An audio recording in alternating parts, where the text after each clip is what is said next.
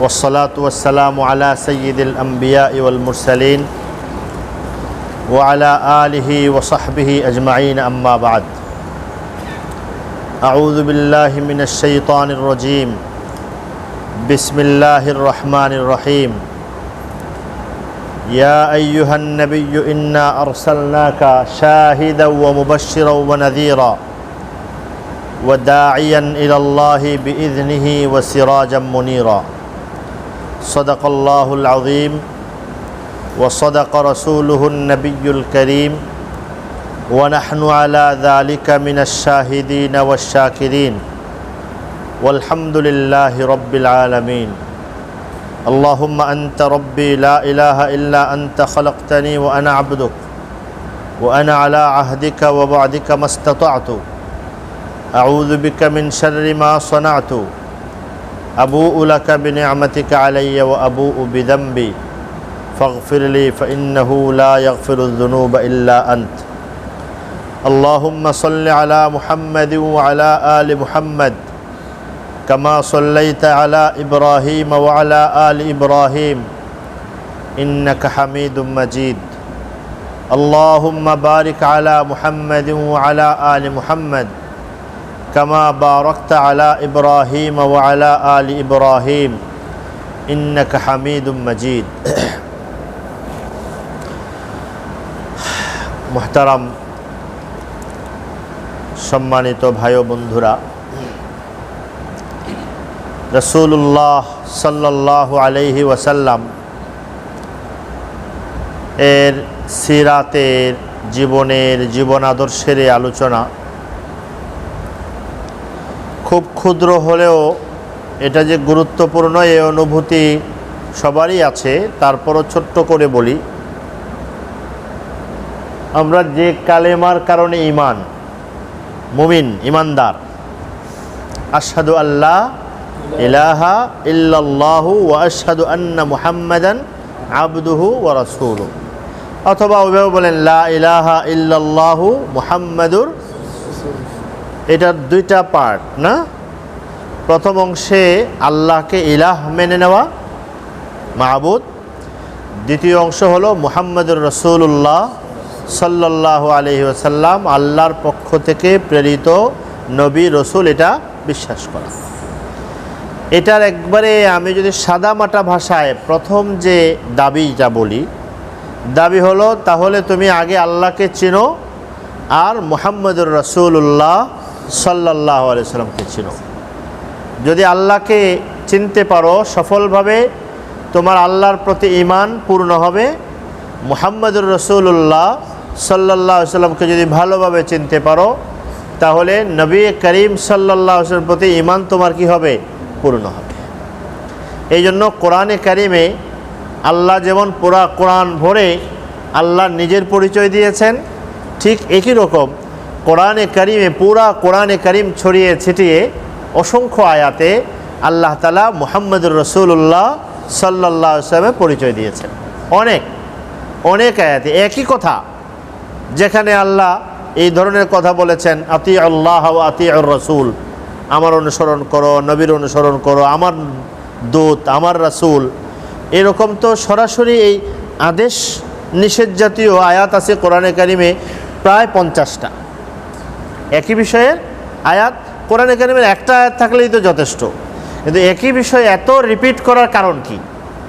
এই গুরুত্বটা একদম মানুষের দিল ও দেমাগে বসাইয়ে দেওয়া, যে রাসূলুল্লাহ সাল্লাল্লাহু আলাইহি ওয়াসাল্লামের পরিচয় যেন মানুষের দিল দেমাগ মগজে বসে যায়।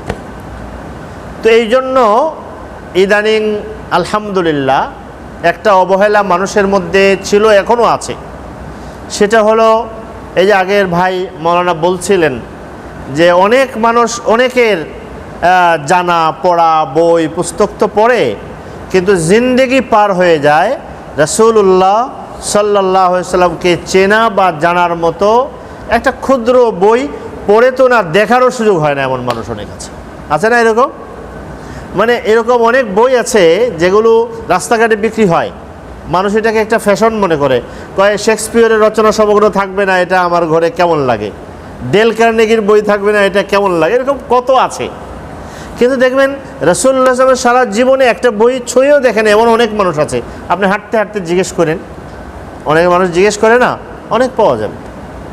তো এই জন্য এটা তো অবশ্যই যাদের পড়াশোনার সুযোগ আছে, পড়াশোনা করেন, তাদের জন্য যেহেতু বাংলা ভাষায় আলহামদুলিল্লাহ সব ভাষার মতো বাংলা ভাষায়ও 2005 সালে ইসলামিক ফাউন্ডেশন থেকে সিরাত বিষয়ক রচনাবলীর তালিকামূলক একটা গবেষণায় ওখানে দেখা গেছে প্রায় 1005টা বই শুধু রাসূলুল্লাহ সাল্লাল্লাহু আলাইহি ওয়াসাল্লামের সংশ্লিষ্ট বাংলা ভাষায় রচনা হয়েছে 2005 সাল। আর আমরা যারা জানি বুঝি যে আসলে 2005-এর পরে বা 2000-এর পরে বাংলা ভাষায় ধর্মীয় দ্বীনি বইয়ের রচনার একটা জোয়ার এসেছে এরপরে, বুঝে আসছে, তাই পরিমাণ বুঝেন। তো এই জন্য এটা তো একটা স্বাভাবিক বিষয়, তারপরও এটা চর্চার বিষয়, এই আগ্রহ পয়দা করা চলজ বিষয়। যারা পড়াশোনা করেন, পড়াশোনা করতে জানেন, যাদের সাথে বই পড়া পাঠের সম্পর্ক আছে, তাদেরকে এই উৎসাহ দিতে থাকা যে তুমি রাসূলুল্লাহ সাল্লাল্লাহু আলাইহি ওয়াসাল্লামকে জানার জন্য একটা নির্ভরযোগ্য বই হলেও পড়ো বা রাখো। আমাদের এটা বলতে ভয় নেই এই জন্য যে নবী করিম সাল্লাল্লাহু আলাইহি ওয়াসাল্লামকে সাহাবীরা বলতেন মান খালাতাহু মারিফাতান আহাব্বাহু। আমাদের অবস্থা হলো এরকম যে আমার যদি কেউ একজন বাহির থেকে খুব ভালো চিনে, যখন আমাকে চিনতে শুরু করে আরও কাছে নিকটে হইতে থাকে, ততই আমার প্রতি তার আস্থা কি হইতে থাকে, মানে আমার ভিতরটা এসে যতই কাছে দেখে ততই দেখে আরে যেরকম মনে করছিলাম ওইরকম তো না, আরে তারে দেখতে যা মনে করতাম তা তো না, তার কি নষ্ট হইতে থাকে। কিন্তু নবী করিম সাল্লাল্লাহু আলাইহি ওয়াসাল্লাম ছিল পুরো উল্টা। সাহাবারা যে তাকে উপলব্ধির সাথে যে নবী করিম সাল্লাল্লাহু আলাইহি ওয়াসাল্লামের যত কাছে যেত, সে অবধারিতভাবে নবীজিকে ভালোবাসতে বাধ্য হতো। এই জন্য এটা আমাদের কোনো ধরনের সংশয় নাই যে প্রপার ওয়ে থেকে একদম নির্ভরযোগ্য সোর্স থেকে যদি কেউ রাসূলুল্লাহ সাল্লাল্লাহু আলাইহি ওয়াসাল্লামকে জানার চেষ্টা করে, ইমানদার হোক বেঈমান হোক, সে ওই পরিণতিতে অবধারিতভাবে উপনীত হবে যে সে আগের ধারণা তার কি হয়ে যাবে, মুছে যাবে, মিটে যাবে। অনেক দেখবেন অনেক পেরেশান করে, অনেক জানে যে রাসূলুল্লাহ সাল্লাল্লাহু আলাইহি ওয়াসাল্লামের নিয়ে নানা রকমের অপপ্রচার, প্রপাগান্ডার যুগ তো, নবী সাল্লাল্লাহু আলাইহি ওয়াসাল্লামের বিয়ে নিয়ে, নবী সাল্লাল্লাহু আলাইহি ওয়াসাল্লামের স্ত্রীদেরকে নিয়ে, নবী সাল্লাল্লাহু আলাইহি ওয়াসাল্লামের জিন্দেগি নিয়ে, এরকম তো অনেক চর্চা। তো যেই দেখেন সে যদি রাসূলের ধারাবাহিক জীবনের ইতিহাসটা পড়ে, অটোমেটিক তার এটা কি হয়ে যাবে, মানে একজনে বলে 10জন স্ত্রী ছিলেন, এই ছিলেন, তো একটা মাথার মধ্যে কি তৈরি হয়। আর যখন সে ধারাবাহিক পড়া শুরু করে যে জিন্দেগির প্রথম বিয়ে রাসূলুল্লাহ সাল্লাল্লাহু আলাইহি ওয়াসাল্লাম করেছেন নিজের ইচ্ছায় না, যাকে করেছেন তার আগ্রহে করেছিলেন, যাকে করেছিলেন তার বয়স ছিল 40 বছর, তার সাথে নবী সাল্লাল্লাহু আলাইহি ওয়াসাল্লাম আসল জিন্দেগি কেটেছে, এবং এই জিন্দেগি কেমন কেটেছে তার সাথে করেছেন, হেরা গুহায় বসে থাকতেন নবী, তাকে নিয়েই তো পুরা জিন্দেগি কাটাইছেন। এরপরে দেখবে প্রতিটা বিয়েতে নবী করিম সাহেবের নিজের আগ্রহ বা কল্যাণের তুলনায় প্রতিটা বিয়েতে যাকে বিয়ে করেছেন তার প্রয়োজন, তার কল্যাণ, তার আগ্রহ অন্য কোনো প্রেক্ষাপটকে প্রাধান্য দিয়ে রাসূলুল্লাহ সাল্লাল্লাহু আলাইহি ওয়াসাল্লাম বিয়েছেন। অন্য কোনো প্রেক্ষাপট একটা শোনায় ছোট্ট করে, হযরত উম্মে হাবিবা আবু সুফিয়ানের স্ত্রী, আবু সুফিয়ান ছিলেন কাফের বেঈমান এবং মুসলমানদের একদম ঘোর শত্রু ছিলেন, প্রধান তাদের লিডার একদম। মুসলমানদের যত যুদ্ধ হয় আবু সুফিয়ান, তার ঘর থেকে আবু সুফিয়ানের মেয়ে উম্মে হাবিবা উনি মুসলমান হয়ে গেছেন। এটা কত বড় ব্যাপার না, যিনি প্রধান দুশমন তার মেয়ে মুসলমান হয়ে গেছে। মুসলমান হয়ে যাওয়ার পরে তারা বাবার পক্ষ থেকে, এলাকার পক্ষ থেকে নানা রকমের চাপ আসতেছে, এই জন্য উনি মক্কা শরীফ ছেড়ে নবীর আদেশে ইশারায় ইথিওপিয়া চলে গেছেন, যেটাকে আগে বলা হতো হাবাসা, আবিসিনিয়া, এখন ইথিওপিয়া নামে চিনি। মক্কা নগরীর মতো একটা কেন্দ্র ছেড়ে ইথিওপিয়া যাওয়াটাই একটা বড় কুরবানি ছিল। পাহাড়ি অঞ্চল তো, কালোদের অঞ্চল, এবং এখনও পর্যন্ত একটা বিদঘুটে অঞ্চল ইথিওপিয়া। এটা একটা বড় কুরবানি ছিল। স্বামীর নাম ছিল ওবাইদুল্লাহ বিন জাহাশ। তাকে নিয়ে বাবার ক্ষমতা, বাবার রাজত্ব, বাবার দেশ, সুন্দর বাড়ি ঘর ছেড়ে কোথায় চলে গেছেন? ইথিওপিয়া। ওখানে গিয়েছেন স্বামীকে নিয়ে ঈমান বাঁচানোর জন্য। যাওয়ার পরে উবাইদুল্লাহ ওনার স্বামী হয়ে গেছে খ্রিস্টান। বাপ ছাড়লেন, দেশ ছাড়লেন, আরাম ছাড়লেন, যাওয়ার পরে স্বামী হয়ে গেছে খ্রিস্টান। তে পেরেশানি বাড়লো না, কষ্ট বাড়লো না? এরপরে ওই ইথিওপিয়ার যে বাদশাহ ছিল নাজাশি, লম্বা ঘটনা, তার এই দুঃখ কষ্টের অবস্থা দেখে দেশ ছাড়ছেন, বাড়ি ছাড়ছেন, স্বামী খ্রিস্টান হয়ে গেছে, আবার স্বামী মারা গেছে, এখন একাকী হয়ে গেছেন।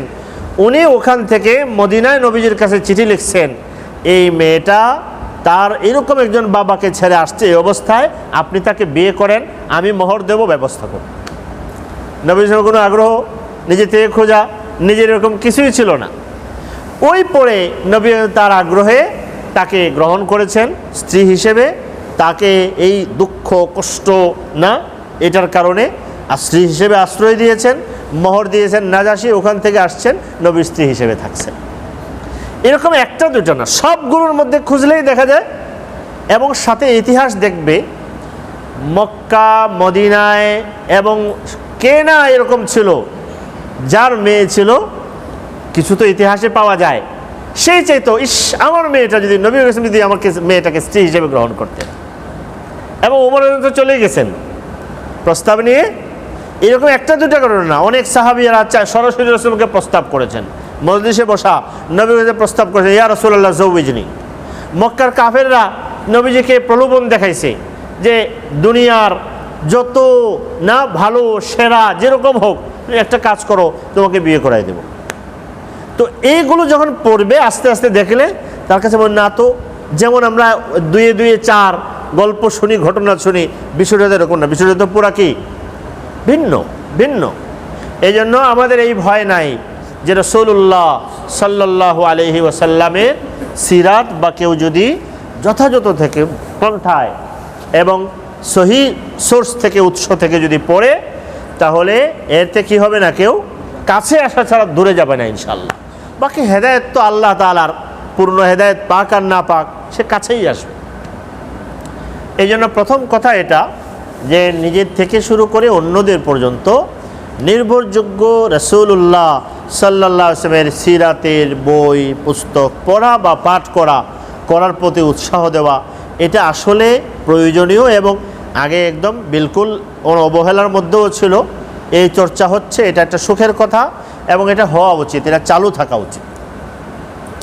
2 নম্বর বিষয়, আমাকে ওনারা ভাইরা যে কথাটা বলেছেন যে রাসূলুল্লাহর সিরাতের আলোকে দাওয়াতের কর্মপন্থা পদ্ধতি, ইমানের দাওয়াত, এই বিষয়ে কিছু কথা বলার জন্য এই সম্পর্কে আমি আসলে প্রেক্ষাপটটা একটু তুলে ধরি। দেখেন,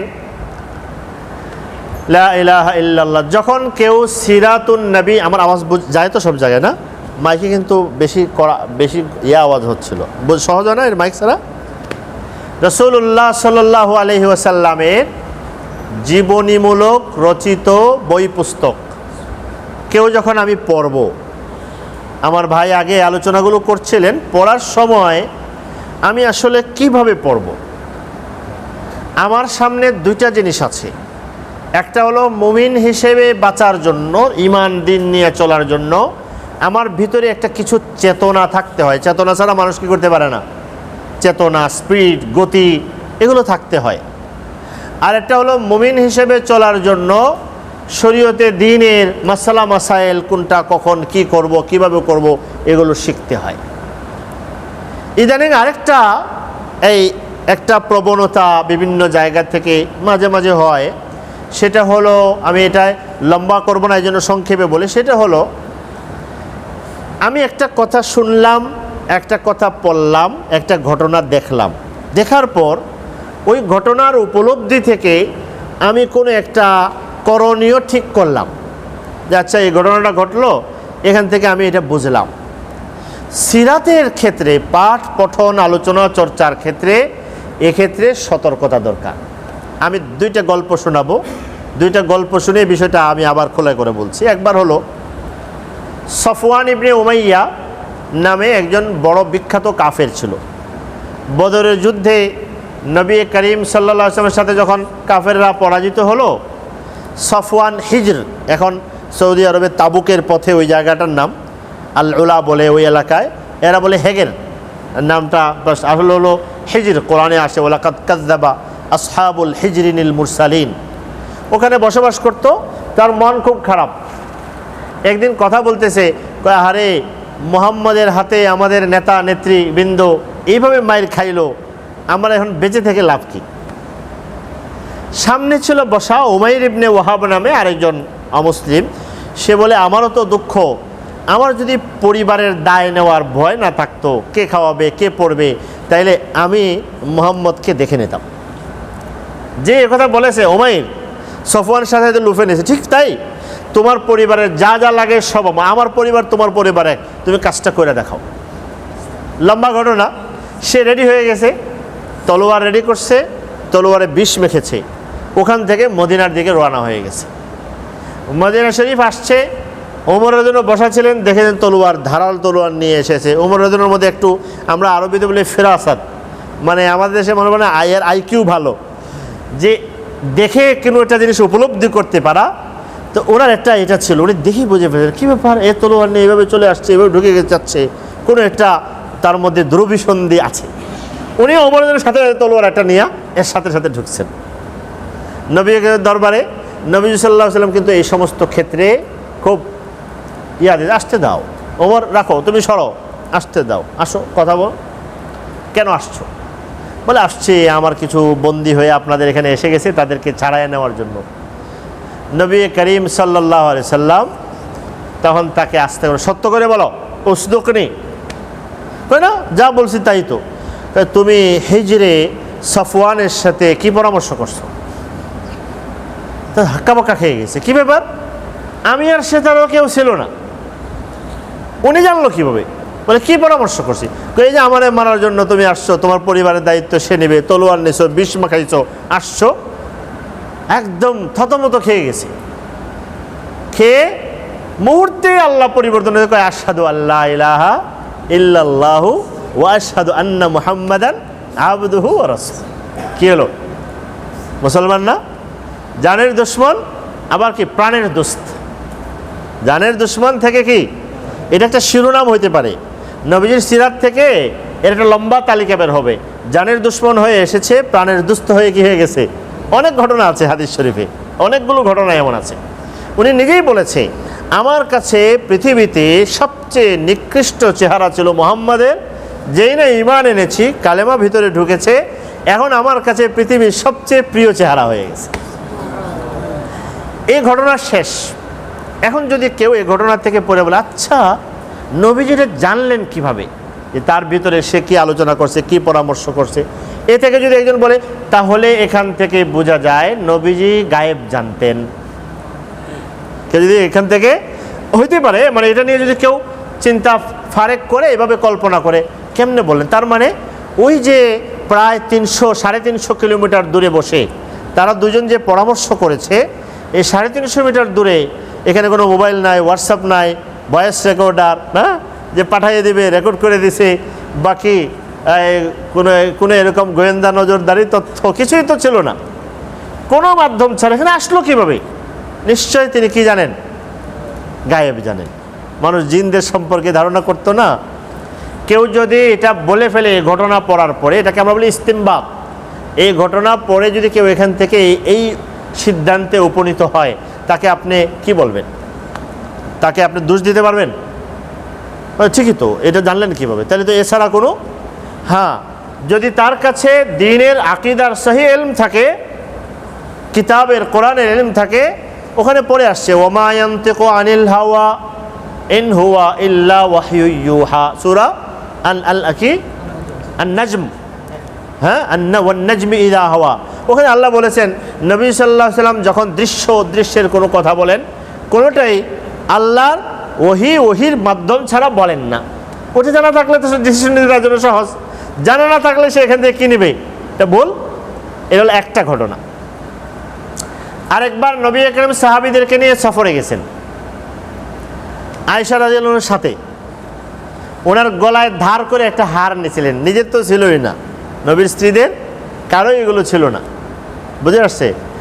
একবার মাঝখানে ছোট্ট করে বিয়ের কথা যেহেতু বলেছি, একবার নবীর স্ত্রীরা নবীজির কাছে চাইছেন যে আমাদের কিছুই নাই, এখন তো মদিনায় আপনাদের অনেক কিছু হয়েছে, কিছু আমাদেরকে দেওয়া যায় না? অনেকেই তো তাদের স্ত্রীদেরকে ভালো ভালো দামি দামি জিনিস দেয়, দেশ বিদেশ থেকে আনে, আমাদের কিছু দেওয়া যায় না? লম্বা ঘটনা। নবী এটা পছন্দ করেন নাই। পছন্দ না করার কারণে আল্লাহ পাক ও বলেছেন যে নবীর স্ত্রী হয়ে এসে তারা এই দুনিয়ার জিনিসের জন্য এরকম লোলুপ, এরকম হবে কেন? সবাইকে একসাথে ছেড়ে দেন, তালাক দিয়ে দেন। তালাক তো না, এখতিয়ার দিয়ে দেন, তোমরা যদি থাকতে চাও আমার সাথে যেভাবে আছে এভাবে থাকো, আর যদি কিছু চাও তাহলে তোমরা যাও, উসাররিহকুন্না সারাহান জামিলা, তোমাদেরকে সম্মানের সাথে যেভাবে চাও ওইভাবে দেব। মানে নারী লোভী কথাটা কত বড় অপবাদ এমন ব্যক্তির সাথে, এমন সত্তার উপরে, নাউজুবিল্লাহ। মানে নিজের সাথে কত বড় বেঈমানি। একজন মানুষ যদি নিরপেক্ষ গবেষক পাঠক হয়, পুরা হিস্ট্রিটা পড়ে নবী করিম সাল্লাল্লাহু আলাইহি ওয়াসাল্লাম, তাহলে নিজের সাথে কত বড় বেঈমানি হবে এটা, যে কেমনে এ কথা তার সম্পর্কে বলে, তাই না? তো যাই হোক, নবী করিম সাল্লাল্লাহু আলাইহি ওয়াসাল্লাম এই স্ত্রীদের মধ্যে আয়েশা রাদিয়াল্লাহু নিয়ে গেছেন, ওর তো কিছু ছিল না, আরেকজনের থেকে ধার করে শখ হয়েছে আর কি, একটা গলার ইয়া নিয়েছেন। উনি হালকা পাতলা ছিলেন, বয়স কম ছিল, যার থেকে নিয়েছেন তার গলার হারটা অনেক বড়। তো দাঁড়াইছেন এক জায়গায়, দাঁড়ানোর পরে হঠাৎ করে কি হয়েছে, দেখা যায় ওনার হার গলার থেকে পড়ে গেছে, নাই, গলার মধ্যে পাইতেছেন না। এখন পাইতেছেন না তো পেরেশানি, আরেকজন এটা ধার করে আনছেন, এখন দিবেন কীভাবে? নবীজিকে জানাইছেন, নবীজি ঠিক আছে দাঁড়াও, অপেক্ষা করো, আমরা তারা খোঁজ লাগাই কোথায় পাওয়া যায়। খোঁজ লাগাইছেন, কোথাও পাওয়া যাচ্ছে না, কিন্তু এটা ব্যস্ত করতে হবে। এর মধ্যে সময় যাইতেছে, সাহাবীদের হাতে পানি ছিল, পানি শেষ, খাওয়ার পানি শেষ, ওজুর পানি শেষ, গোসলের পানি তো নাই, উটের পানি শেষ, পেরেশান, নামাজের রক্ত সামনে। এখন সবাই এসা নবীজিকে, কেউ তো ওইভাবে বলতে পারে না, নবী সাল্লাল্লাহু আলাইহি ওয়াসাল্লামের শ্বশুর আয়েশা রাদিয়াল্লাহু আনহা বাবা আবু বকরকে বলে, আপনার মেয়ের কারণে দেখেন তো ঝামেলাটা হয়েছে, তার হার হারাই গেছে, আমরা দাঁড়িয়েছেন, আমরা উজু করবো, নামাজ পড়বো কেমনে? আবু বকরের জন্য মন খারাপ, এটার আমার মেয়ের কারণে সবাই এটা বলে।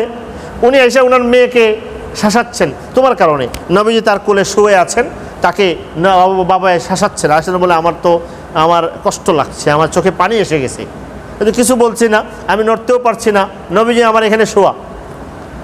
এরপরে আল্লাহ তাআলা, পানি নাই তো, নামাজে আসছে, আল্লাহ কোরআনে আয়াত নাজিল করলেন যে তোমরা যদি এমন সংকট হয়, পানি নাই, নামাজ দরকার, পানি লাগবে না, মাটিতে হাত লাগাইয়া কোনোই পর্যন্ত মাখবা, চেহারা দিবা, তায়াম্মুম হয়ে যাবে, নামাজ পড়ে ফেলবা। আগে যারা সমালোচনা মানে অভিযোগ করছিলেন যে এমন হলো, ওনারা আয়েশা বলেন, আম্মা জান, আয়েশাকে বলছেন, আপনি ঝামেলায় ফেলাইলে একটা একটা বরকত আসে। মা নাজালাত বিকি আমরুন তাকরাহিনাহু ইল্লা নাজালাত ফিহি বারাকানাত ফিহি বারাকা। যখনই কোনো একটা ঝামেলা দেখা যায় আসে, তখনই উম্মতের জন্য কি আসে? একটা না একটা। এই যে আমরা আগামী দিনে মানুষ কত জায়গায় পানির জন্য সংকট পড়তে পারে, পানির সংকট হলে কি করবে? অজু কেমনে করবে? বিমানে যখন চলবে তখন অজু করবো কেমনে, যখন নিষেধ থাকে না, তো ওই সময় কি করবে? আল্লাহ ওখানে পুরা উম্মতের জন্য সমাধান এই হার হারানোর ঘটনা থেকে দিয়ে দিয়েছেন। কথা বুঝেছেন? তাই যে ঘটনা শেষ, নামাজ হলো, হার আর পাওয়া যায়নি। এখন রওনা হওয়ার জন্য, দুঃখ নিয়ে রওনা হওয়ার জন্য উঠছেন, উঠছে, দেখা যায় উটের নিচে হার পড়ে রয়েছে। কিসের নিচে? আসলে ঘটনা এরকম, ঘুমাইছেন, গলার থেকে পড়ে এখানে পড়ে রয়েছে, আর যেই থামছেন, এই হার কই গেল আছে না, ওই সময় পড়ে গেছে। ওই সময় কি হয়েছে? এরপরে উটের উপরে বসছে। এখন যে নবী 300 কিলোমিটার দূরে, যেখানে দুইজন বসে কি কথা বলেছে, কি শর্ত করেছে, 350 কিলোমিটার পরে আসার পরে সবগুলো বলে দিলেন, ওই নবী উটের নিচে হার পড়ে রয়েছে, এটা বলতে পারেন না কেন? কথা বুঝেছেন? আগের ঘটনা আর এই ঘটনা দুইটা মিলান, ঠিক না? এখন দুইটাই আসলে এখান থেকে যদি সে বিধান বের করে এক পেরেশানিতে আসবে, এখান থেকে বিধান বের করলে আরেক পেরেশানি দেখে করবে, পড়বে। এই জন্য রাসূলুল্লাহ সাল্লাল্লাহু আলাইহি ওয়াসাল্লামের সিরাত থেকে কি নেব, কিভাবে নেব, এই বিষয়টা আসলে কমন বিষয়, তারপরও এটা একটা আলোচনার বিষয়। কি নেব, কিভাবে নেব।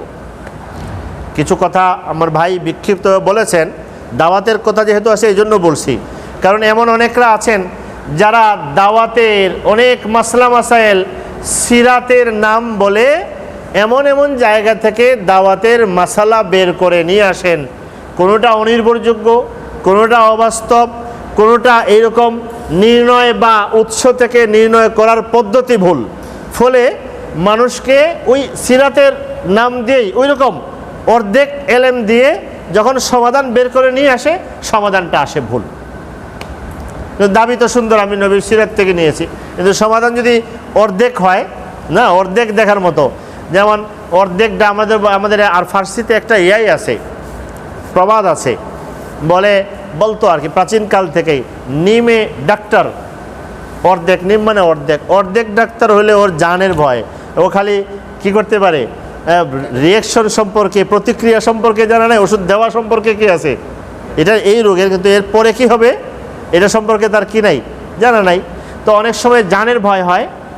আর নিম মোল্লা খতরা ইমান, মোল্লাতে এখন মানুষ গালি উঠতে ব্যবহার করে, মোল্লা কিন্তু গালি, মোল্লা একটা সসম্মানের শব্দ ছিল, কারণ আস্তে আস্তে মানুষ, এখন আমরাও মনে করি মোল্লা কইলে মন খারাপ লাগে, মোল্লা কইছে কেন, মোল্লা কিন্তু এক সময় শব্দটা সম্মানের শব্দই ছিল। তো বলে নিমে মোল্লা, অর্ধেক মোল্লা হলো কি ইমানের ভয়ের কারণ অনেক সময় হয়, এটা হয় অর্ধেক, এটা হয়। তো এই যে দুইটা ঘটনা আমি শুনেলাম, একটা ঘটনা অর্ধেক নিলে তার জন্য কি হয়ে যায়, এই জন্য রাসূলুল্লাহ সাল্লাল্লাহু আলাইহি ওয়াসাল্লামের সিরাতের বিষয়ে পাঠ পড়া, আলোচনা, চর্চা, যে পড়তে পারে সে পড়বে, যে পড়তে জানে না শুনতে পারে সে শুনবে না। এখন পড়তে জানে এমন লোকরা অনেকে আছে, যেমন বাইরের দেশে অনেকে আছে, মানুষ সময় পায় না, গাড়ি চালায় লম্বা সময়, এরা খালি শুনতে পছন্দ করে, বলে যে আমরা পড়ার টাইম তো পাই না, আমরা কিসের টাইম পাই, লম্বা সময় ড্রাইভ করতে হয়, তো ওই সময় শোনার জন্য হলে আমরা শুনতে পারি, শুনতে পারলে শুনবে, পড়তে পারলে পড়বে, আলোচনা হলে করবে, যে যেভাবে পারে সেখান থেকে নেওয়ার মতো জিনিস। কিন্তু কি নেবে, কেন নেবে? এক নাম্বার, আমরা আরবিতে বলি আযমাত। আমরা তো সহজে বললি নবী সাল্লাল্লাহু আলাইহি সাল্লামকে কেন জানবে নবীজিকে অনুসরণ করার জন্য। অনুসরণের জন্য, প্রকৃত অনুসরণের জন্য মহব্বত লাগে, মহব্বত না হলে আসলে অনুসরণ করতে পারে না। যার প্রতি তার টান আছে, প্রেম আছে, মহব্বত আছে, তার যে কোনো কথা যেভাবে মানতে পারে অন্যভাবে। মহব্বত পয়দা হওয়ার অনেক কারণ, এর মধ্যে একটা বড় কারণ হলো আজমত, আমরা বলি আযমত, মানে তার মহত্ব, বরত্ব আমার সামনে আসলে এমনি তার প্রতি কি হয়ে যায়, কারণ নৈপুণ্য দেখলে তার প্রতি কি চলে আসে, উনি এত নৈপুণ্য দেখাইছে, এত কীর্তিকলাপ তার দেখাইছে, দেখার কারণে তার প্রতি কি তৈরি হয়ে গেছে, এমন প্রেম, এমন মহব্বত তার কি হয়ে যায়, তৈরি হয়ে যায়। এখানে খুব অনেকেই মানে হয়তো যারা একটু আগের আছেন তারা বলতে পারেন 1993-94 কিনা, ওই যে উনি খেলোয়াড়ের কথা বলছিলেন, ম্যারাডোনাকে বাদ দিয়ে দেওয়া হয়েছিল না 90-92 অথবা 93-94 মনে হয়, যতটা আমার মনে পড়ে। তো তখন কি হয়েছে, তাকে নাকি খেলা থেকে বাদ দেওয়া হয়েছে। আমরা এত বুঝতাম না, পত্রিকা একটু দেখতাম, ইনকিলাব পত্রিকা বা এগুলো পড়তাম। তো শুনছি এর পরের দিন বাংলাদেশের অনেক মানুষ আত্মহত্যা করে মরে গেছে। শুনেছেন এই ঘটনা? জানেন নাই? হ্যাঁ, এরকম ঘটনা ঘটেছে। তাকে খেলা থেকে বাদ দিয়ে দেওয়া হয়েছে, এই জন্য অনেক মানুষ ছাদ থেকে লাভ করেছে। টেলিভিশন কতগুলো ভাঙছে, এটার কোনো শেষই নেই। তখন তো টেলিভিশন যেন তেন বিষয় ছিল না, কোনো গ্রামে একটা থাকতো, কেউ সবাই মিলে ওই সাদা কালো টেলিভিশন করতো। হ্যাঁ, 90 বা 94, আমার এখন পুরো ইয়াটা মনে নাই। এরপরে আমাদের দেশে একজন নায়ক একবার ফাঁসি হলো না, কি হলো না, নিজে আত্মহত্যা করে মারা গেল। হ্যাঁ, সালমান নাম ছিল, নাম তো বড়। তার কারণে অনেক মানুষ নাকি কি হয়ে গেছে, হ্যাঁ, অনেক মানুষ মরে গেছে। কি তার হলো নৈপুণ্য, তার কোনো একটা নৈপুণ্যে সে ভক্ত হয়ে গেছে। ভক্ত হয়ে সে নবী করিম সাল্লাল্লাহু আলাইহি ওয়াসাল্লামের সিরাত থেকে একটা জিনিস আপনি চাইলেও পাইবেন, না চাইলেও পাইবেন, নবীজির আযমত, তার একটা শ্রেষ্ঠত্ব, বরত্ব পড়তে থাকলে, দেখতে থাকলে, জানতে থাকলে হৃদয়ের আসনে একদম এসে বসে যাবে। আজমত, যে সুবহানাল্লাহ, উনি কত বড় ব্যক্তি ছিলেন। আমি ছোট্ট দুইটা ঘটনা শোনাই। বিদায় হজ্জের সময় নবীজি সাল্লাল্লাহু আলাইহি ওয়াসাল্লাম হজ শেষ করার পর মাথা কামাইতে হয় না, মাথা কামাইছেন। মাথা কামানোর পরে নবীজি জানেন যে নবী সাল্লাল্লাহু আলাইহি ওয়াসাল্লামের চুল কোনো সাহাবীরা মাটিতে ফেলতে দিবে না, এই জন্য নবী নিজেই বলছেন অর্ধেক কামাল দিয়ে দাও, এটা সাহাবীদের ভাগ করে দিয়ে দাও। হুযায়ফা মাথা কামাইছেন রাদিয়াল্লাহু আনহু, ভাগ করে দিয়ে দিছেন, আর অর্ধেক কামায়া এদিকেও ভাগ করে দিয়ে দিছেন। এই চুলের একটা চুলও এখান থেকে হারায় নাই। নবী সাল্লাল্লাহু দুনিয়া থেকে চলে গেছেন, সহিহ সনদে সূত্রে আছে। হযরত উম্মে সালামা রাদিয়াল্লাহু আনহা আমার কাছে 2-3টা চুল ছিল, একটা শিশির মধ্যে আমি রাখতাম। আর কেউ অসুস্থ, পেট খারাপ, পেট ব্যথা, গ্যাস্ট্রিক আছে না, নানা রোগ নিয়ে আসলে আমি চুলগুলো বের করে ধুইয়া পানি দিতাম, ওই পানি খাইলে সে অসুস্থ হয়ে যেত। মানে বিশুদ্ধ সূত্রে বর্ণিত ঘটনা বললাম। হযরত আনাস রাদিয়াল্লাহু কাছে কয়েকটা চুল ছিল, এখনো আছে তুর্কিতে কিছু সংরক্ষিত। আনাস রাদিয়াল্লাহু একজন খাদেম ছিলেন, তাবেঈ, ওনার নাম আবিদা। ওনারা যেটা দেখেছেন, উনি বলেন লা আন তাকুনা ইনদি শা'রাতুন মিন রাসূলিল্লাহি সাল্লাল্লাহু আলাইহি ওয়াসাল্লাম আহাব্বু ইলাইয়া মিনাদ দুনিয়া ওয়া মা ফিহা। ইস, তোমাদের কাছে নবীর চুল আছে, তোমার বাবা আনাস সাহাবী ছিলেন এই জন্য পাইছো, অমুকের জন্য পাইছো। আমার কাছে যদি ওই নবীর একটা পশম থাকতো তাহলে আমি মনে করতাম এই দুনিয়া এবং দুনিয়ার আসমান ও জমিন যা আছে, এর ভিতরে যা আছে, আমার কাছে এই সব কিছুর চেয়ে নবীর সামনে একটা চুলের দাম তার চেয়ে বেশি হতো। আচ্ছা, আমরা পর্যবেক্ষক হিসেবে যদি বলি, আচ্ছা যারা নবীজিকে দেখেছেন বা যারা দেখেছেন তাদেরকে দেখেছেন, তাদের মধ্যে উনি এত বড় জায়গা কিভাবে করলেন? বুঝেন নাই? মানুষ এখন ওই যে ভাইরাল শব্দ তো খুব বেশি হয় না, যে প্রথমে ভাইরালের প্রতি মানুষের আকর্ষণ কেন? প্রথমে একটা পরিচয়ে একটা প্রচার দিয়ে দিতে পারলে এরপরে ভক্তের কোনো কি পাওয়া যায় না, আর সমস্যা থাকে না। মানে যখন মানুষ, একটা মানুষের ঢল কোথায় নামে, এত মানুষ তার পিছনে, তাহলে তো কিছু না একটা কিছু কি, এটা কিন্তু ব্যাপক, এটাগুলো আমাদের সব জায়গায় কাছে এত মানুষে দেখবেন। ওই যে মানুষ ভিডিও দেখে না, একটু যখন একটা বেশি হয়ে যায়, এতগুলো দেখছে, তাহলে মানে কিছু একটা এখানে কিছু না থাকলেও কি আছে, এটা একটা যৌক্তিকতাও আছে। আমরা দেশে আমরা নিজেরাই আমাদের দোষ বলে, আমরা হুজুরি বাঙালি, যৌক্তিকতা ছাড়াই কি করে ঘুরে। কিন্তু বাস্তবে যৌক্তিকতা হলো, কোনো বিবেকবান, বিদ্বান, বিচক্ষণ 10 জন মানুষ যদি একটা কাজ করে, তাইলে আমার এখানে কি তৈরি হয়? নিঃসন্দেহে এটার উপরে কি থাকা উচিত? যুক্তি থাকা। নবীর সিরাত যখন পড়বে আর দেখবে যারা জানের শত্রু ছিল, প্রাণের শত্রু ছিল, মুহূর্তে পরিবর্তন হয়ে যায়, জিন্দেগি পরিবর্তন হয়ে যায়। একটা মানুষ এমন পাওয়া যায় না যে মানুষ পড়ে আইসা ভিন্ন কথা বলে। মদিনায় এসেছেন, ইহুদিরা তাদের জানের শত্রু, খ্রিস্টানরা জানের শত্রু, তারা চুক্তি করেছে, ইসলামী আইন নিয়ে আলোচনা করলে মনে হয় ভয় পায়। আসলে মানে এটার ভয় ধরিয়ে দেওয়া হয়েছে এই জন্য, নাউজুবিল্লাহ। নাইলে একটা ছোট্ট করে বলে নেই, শুধু ইসলামী আইনে কঠিন শাস্তির যে বিধান আমরা হদ কেসাস বলি, মাত্র 60টা বিষয় এমন অপরাধ যেগুলো অপরাধগুলোর ভয়াবহতার কারণে ইসলামী আইনে 60টা অপরাধের শাস্তি ফিক্স করে দেওয়া হয়েছে। এছাড়া দণ্ডবিধির যতগুলো আছে, ক্রিমিনাল লর যত আইন আছে, সবগুলো বিভিন্ন মূলনীতি আকারে দেওয়া হয়েছে। এগুলো দেশ, জাতি, রাষ্ট্র, আদালত তারা সিদ্ধান্ত নেবে। তো অপরাধ কি 60টা না অনেক? তো যে ভয় দেখায় দেওয়া হয়েছে, আপনারা এই 60টা বিষয়ে কঠিন শাস্তি, চোরের হাত কাটা, জিনাকারী, অমুক তমুক আছে না, আপনারা আদালতে খুঁজে দেখবেন 17টা পাবেন এরকম কঠিন শাস্তি আছে। এটা তো 60টা, ওখানে কি এটা বুঝায়? ভয় দেখা যায় ইসলামী। এটা আদর্শ ছিল, ইহুদিরা দেখতে পারতো না মুসলমানদেরকে, কিন্তু যে কোনো দুর্ঘটনা ঘটলে বিচারের জন্য নবী করিমের সামনে আসে, তা আপনি বিচার করে দেন। এটা কেন হয়তো? এরকম অনেক ঘটনা হাদিসে আছে। এরা বিচার করে, আমরা বিচার না, আমরা বিচারের জন্য মুহাম্মদের কাছে যান। কেন যেত? তো এই সিরাত পাঠ নবীজির আজমত, আজমত শব্দটা আরবি আজিম, আমরা বলি আজিম, মহত্ব, তার বিশালতা আমার হৃদয়ে প্রতিষ্ঠিত করে দেয়। 2 নম্বর, আরবিতে বলি আমরা তাহকিকুল হুব। নবী করিম সাল্লাল্লাহু আলাইহি ওয়াসাল্লাম এটা অগাধ, যার মধ্যে কোনো কি নাই, গাদ নাই, অগাধ খাঁটি ভালোবাসা দিলের মধ্যে পয়দা করে দেয়। এটা হয়ে যায়। কেমন হয়?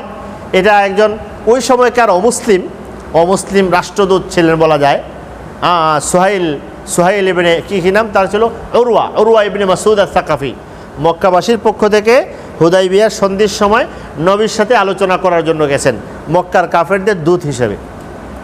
গিয়ে আইসা মক্কা এসে কথা, তোমরা কার সাথে যুদ্ধ করবা, মারামারি করবা? জানো সে কি বাহিনী নিয়ে আসছে? তার বাহিনীর লোক, ওয়াল্লাহি লাকাদ ওয়াফাত্তু আলা কায়সারা ওয়া কিসরা ওয়ান নাজাশি, আমি পৃথিবীর অনেক সম্রাটের অধিপতির ওখানে গিয়েছি, অনেক জায়গায় গিয়েছি, বড় বড় সম্রাটের এখানে গিয়েছি, তাদের ক্ষমতা দেখেছি, প্রতিপত্তি দেখেছি, বাহিনী দেখেছি, তাদের সম্মান শ্রেষ্ঠত্ব মর্যাদা দেখেছি। এখানে এরা ধুলিমালিতে থাকে, বালিতে থাকে। এরা তার সাহাবীরা মুহাম্মাদের সাহাবী, মাই আযদিমু আসহাবু মুহাম্মাদিন মুহাম্মাদা, তারা তাকে যেভাবে ভালোবাসে, যেভাবে মর্যাদা দেয়, সম্মান দেয়, পৃথিবীর কোথাও আমি আর দেখিনি। কেমনে কয়, উনি থুতু ফালাইলে এরা হাতে নিয়ে নেয়। থুতু কি করে? আপনি যতই মোহাব্বত ভালোবাসা থাকে না কেন, লন না থুতু হাতে। এলো প্রথম। 2 নম্বর, ফাদালাকা বিহা ওয়াজহাহু ওয়া জিলদাহু, নবীর থুতুতে ঘ্রাণ ছিল, তো ঘ্রাণ ছিল, নিয়ে চেহারায় এবং চামড়ায় মেখে ফেলে। বুখারী শরীফের বর্ণনা, চেহারা এবং কি চামড়ায় মেখে ফেলে। এটা কোন ভালোবাসা! এরপরে অজু করলে অজুর পানি মাটিতে পড়তে না, ওরা লড়াই করবে অজুর পানি নেওয়ার জন্য। তারা সম্মানে নবীর দিকে চেহারা চোখ তুলে এভাবে তাকাইতে পারতো না, সম্মান মর্যাদার কারণে। তিনি কথা বললে পিন পতন নীরবতা অনুভব করা যেত। আরবিতে সাহাবীরা বলতেন কান্না আলা রুউসিনাত তয়র, আপনি বসে আছেন, যদি একটা বাজ পাখি আপনার মাথার মধ্যে এসে বসে, সবাই তাকায় রয়েছে, তাই না? তা কিরম লাগবে মনের মধ্যে? পাখি এসে বসছে, আচ্ছা ময়না পাখি এসে বসছে, আপনি নীরব হয়ে থাকবেন, যাতে লড়া দিলে দৌড় দিবে। তা আরবিতে বলে নীরবতাকে বোঝানোর জন্য, অধিকতর নীরবতা বোঝানোর জন্য বলে আমার মাথার উপরে কি বসেছে? পাখি বসেছে। তো নবী যখন কথা বলতেন তখন তারা এমন নীরবতা অবলম্বন করতেন যেন মাথার মধ্যে কি বসে আছে? পাখি বসে আছে। যখন কোনো আদেশ করতেন তারা কে কার আগে এটা পুরা করবে এর জন্য প্রতিযোগিতায় লেগে যেত। তো এই জন্য সিরাত পাঠে 2 নম্বর যে জিনিসটা আপনি করতে থাকলে মহব্বতের সাথে মহব্বত পয়দা হবে, হইতে থাকবে, বাড়তে থাকবে। এটা একটা কাজ। মহব্বত পয়দা হওয়া মাসালা মাসাইল বিধিবিধানের সাথে সম্পর্ক নাই, পড়তে থাকবেন আর দেখতে থাকবেন, পড়তে থাকবেন, দেখতে থাকবেন। 3 নম্বর, নবী করিম সাল্লাল্লাহু আলাইহি ওয়াসাল্লামের সিরাত থেকে আখলাক, আদর্শ উত্তম এবং উন্নত না শুধু স্মার্ট চরিত্রের শিক্ষা পাই। স্মার্ট শব্দটা ব্যবহার করলাম আমরা, স্মার্টের আরবি অনুবাদ করি হলো জাকি। হ্যাঁ, ওই যে স্মার্ট ফুড বলে না, আগে মানুষে চাপ দিয়া করতো, এখন ইশারা করলে ধরলেই হয়ে যায়, আর একটু পরে হলো ধরা লাগবে না। তার মধ্যে একটা অনুভূতিটা কাজ করে বেশি। হ্যাঁ, আরবিতে এই ফোনকে বলে আল হাতিফুজ জাকি, অর্থাৎ সব সময়ের জন্য উপযোগী আখলাক।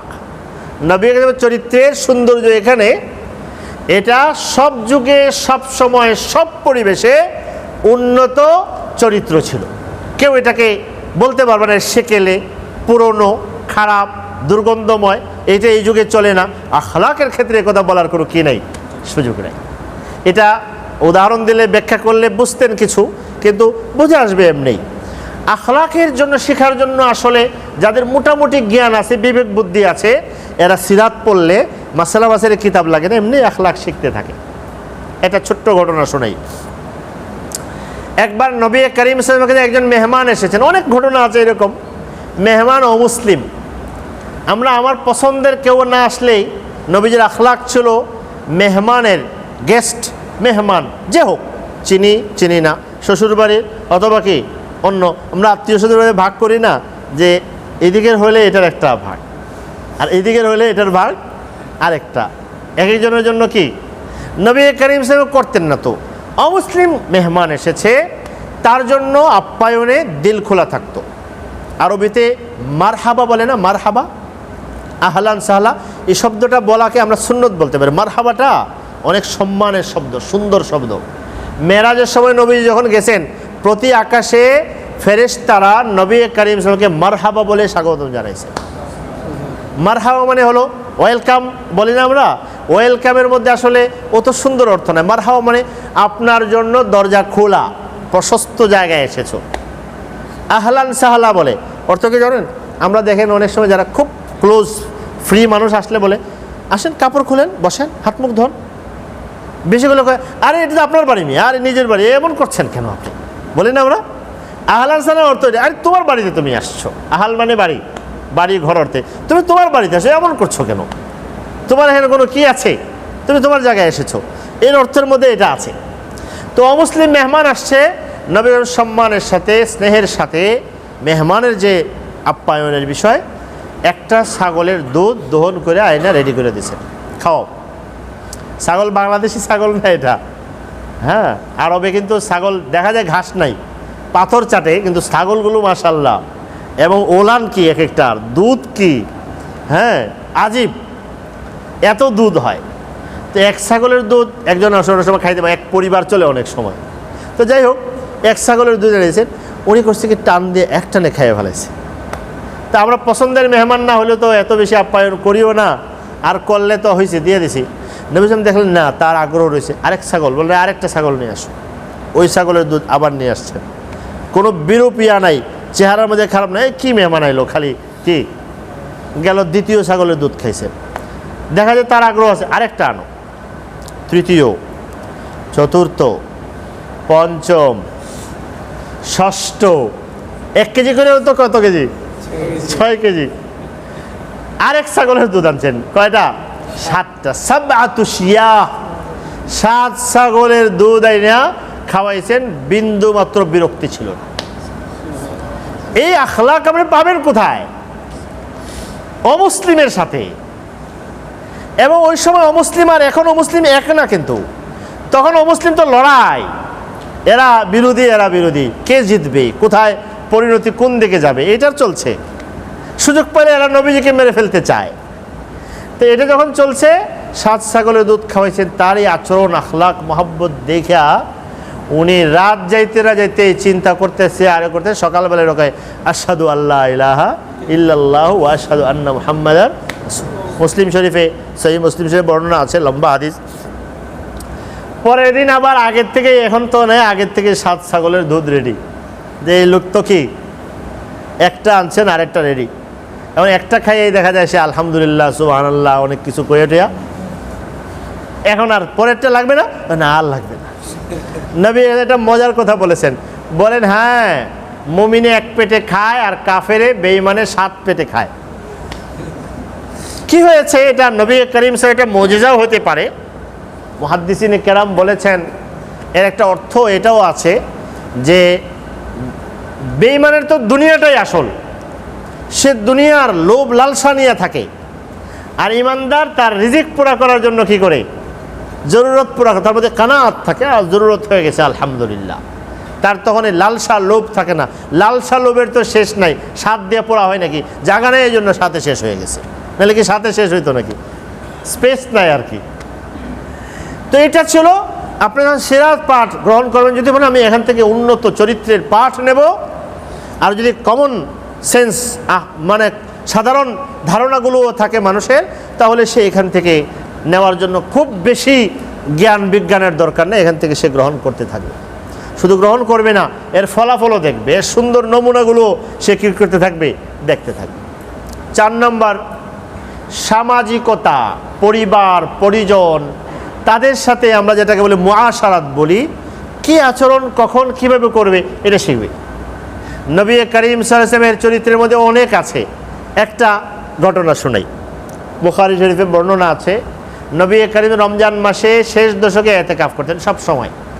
এই যখন মেহরাবটা, নবী সাহেবের কবর শরীফ তো এখানে বরাবর, এখানে নবীজির ঘর ছিল এই কোনায়, শেষ দিকে আর কি, এই কোনায়। তো দরজাটা, ওই যে দরজাটা আছে না, এরকম দরজা ছিল, এই দরজা দিয়ে নবী সাহেব বের হয়ে আসতেন। দরজা ঢুকলে আয়েশা রাদিয়াল্লাহু ঘর ছিল। নবীজি ইতিকাফ করবেন, আম্মা জান আয়েশা রাদিয়াল্লাহু বলেন আমিও ইতিকাফ করব। এখন উনি মেয়ে মানুষ, ইতিকাফ কোথায়, মসজিদে এসে তো এভাবে তো পারেন না, তো তার দরজার সাথে একটা পর্দা দিয়া তাঁবুর মতো বানাইয়া দিয়ে দিয়েছেন, এখানে ইতিকাফ করবেন। তো নবীর স্ত্রী তো অনেক ছিলেন না, 9 জন 10 জন একসাথে ছিলেন। এখন অনেকের আগ্রহ হয়েছে, আয়েশা যখন পারমিশন নিচ্ছে, মনে হয় পারমিশন আছে, তা আমরাও করি। তো ওনারা আরেক দরজা দিয়ে আয়েশা এই কোনায় একজনও করেছেন, এই কোনায় একজন, এই কোনায় 3-4টা কি হয়ে গেছে।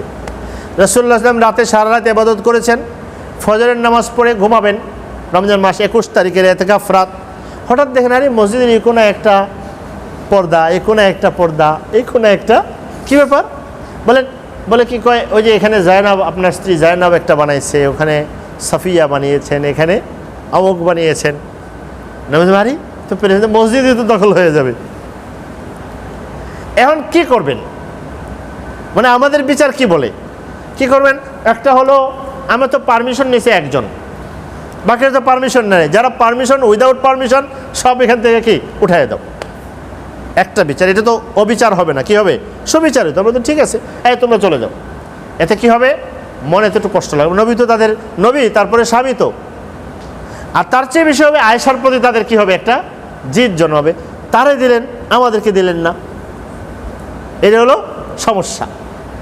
2 নম্বর আরেকটা হইতে পারে সবাইকে উঠায়, সবাই উঠে যাও, সবাই আয়েশার জন্য মনে হবে ওদের উপরে খুব, তোমাদের কারণে আমার পারমিশন পাওয়া জিনিসটা হারাইছি, তো ওদের সাথে কি লাগবে, গন্ডগোল বাঁধবে, ঝামেলা।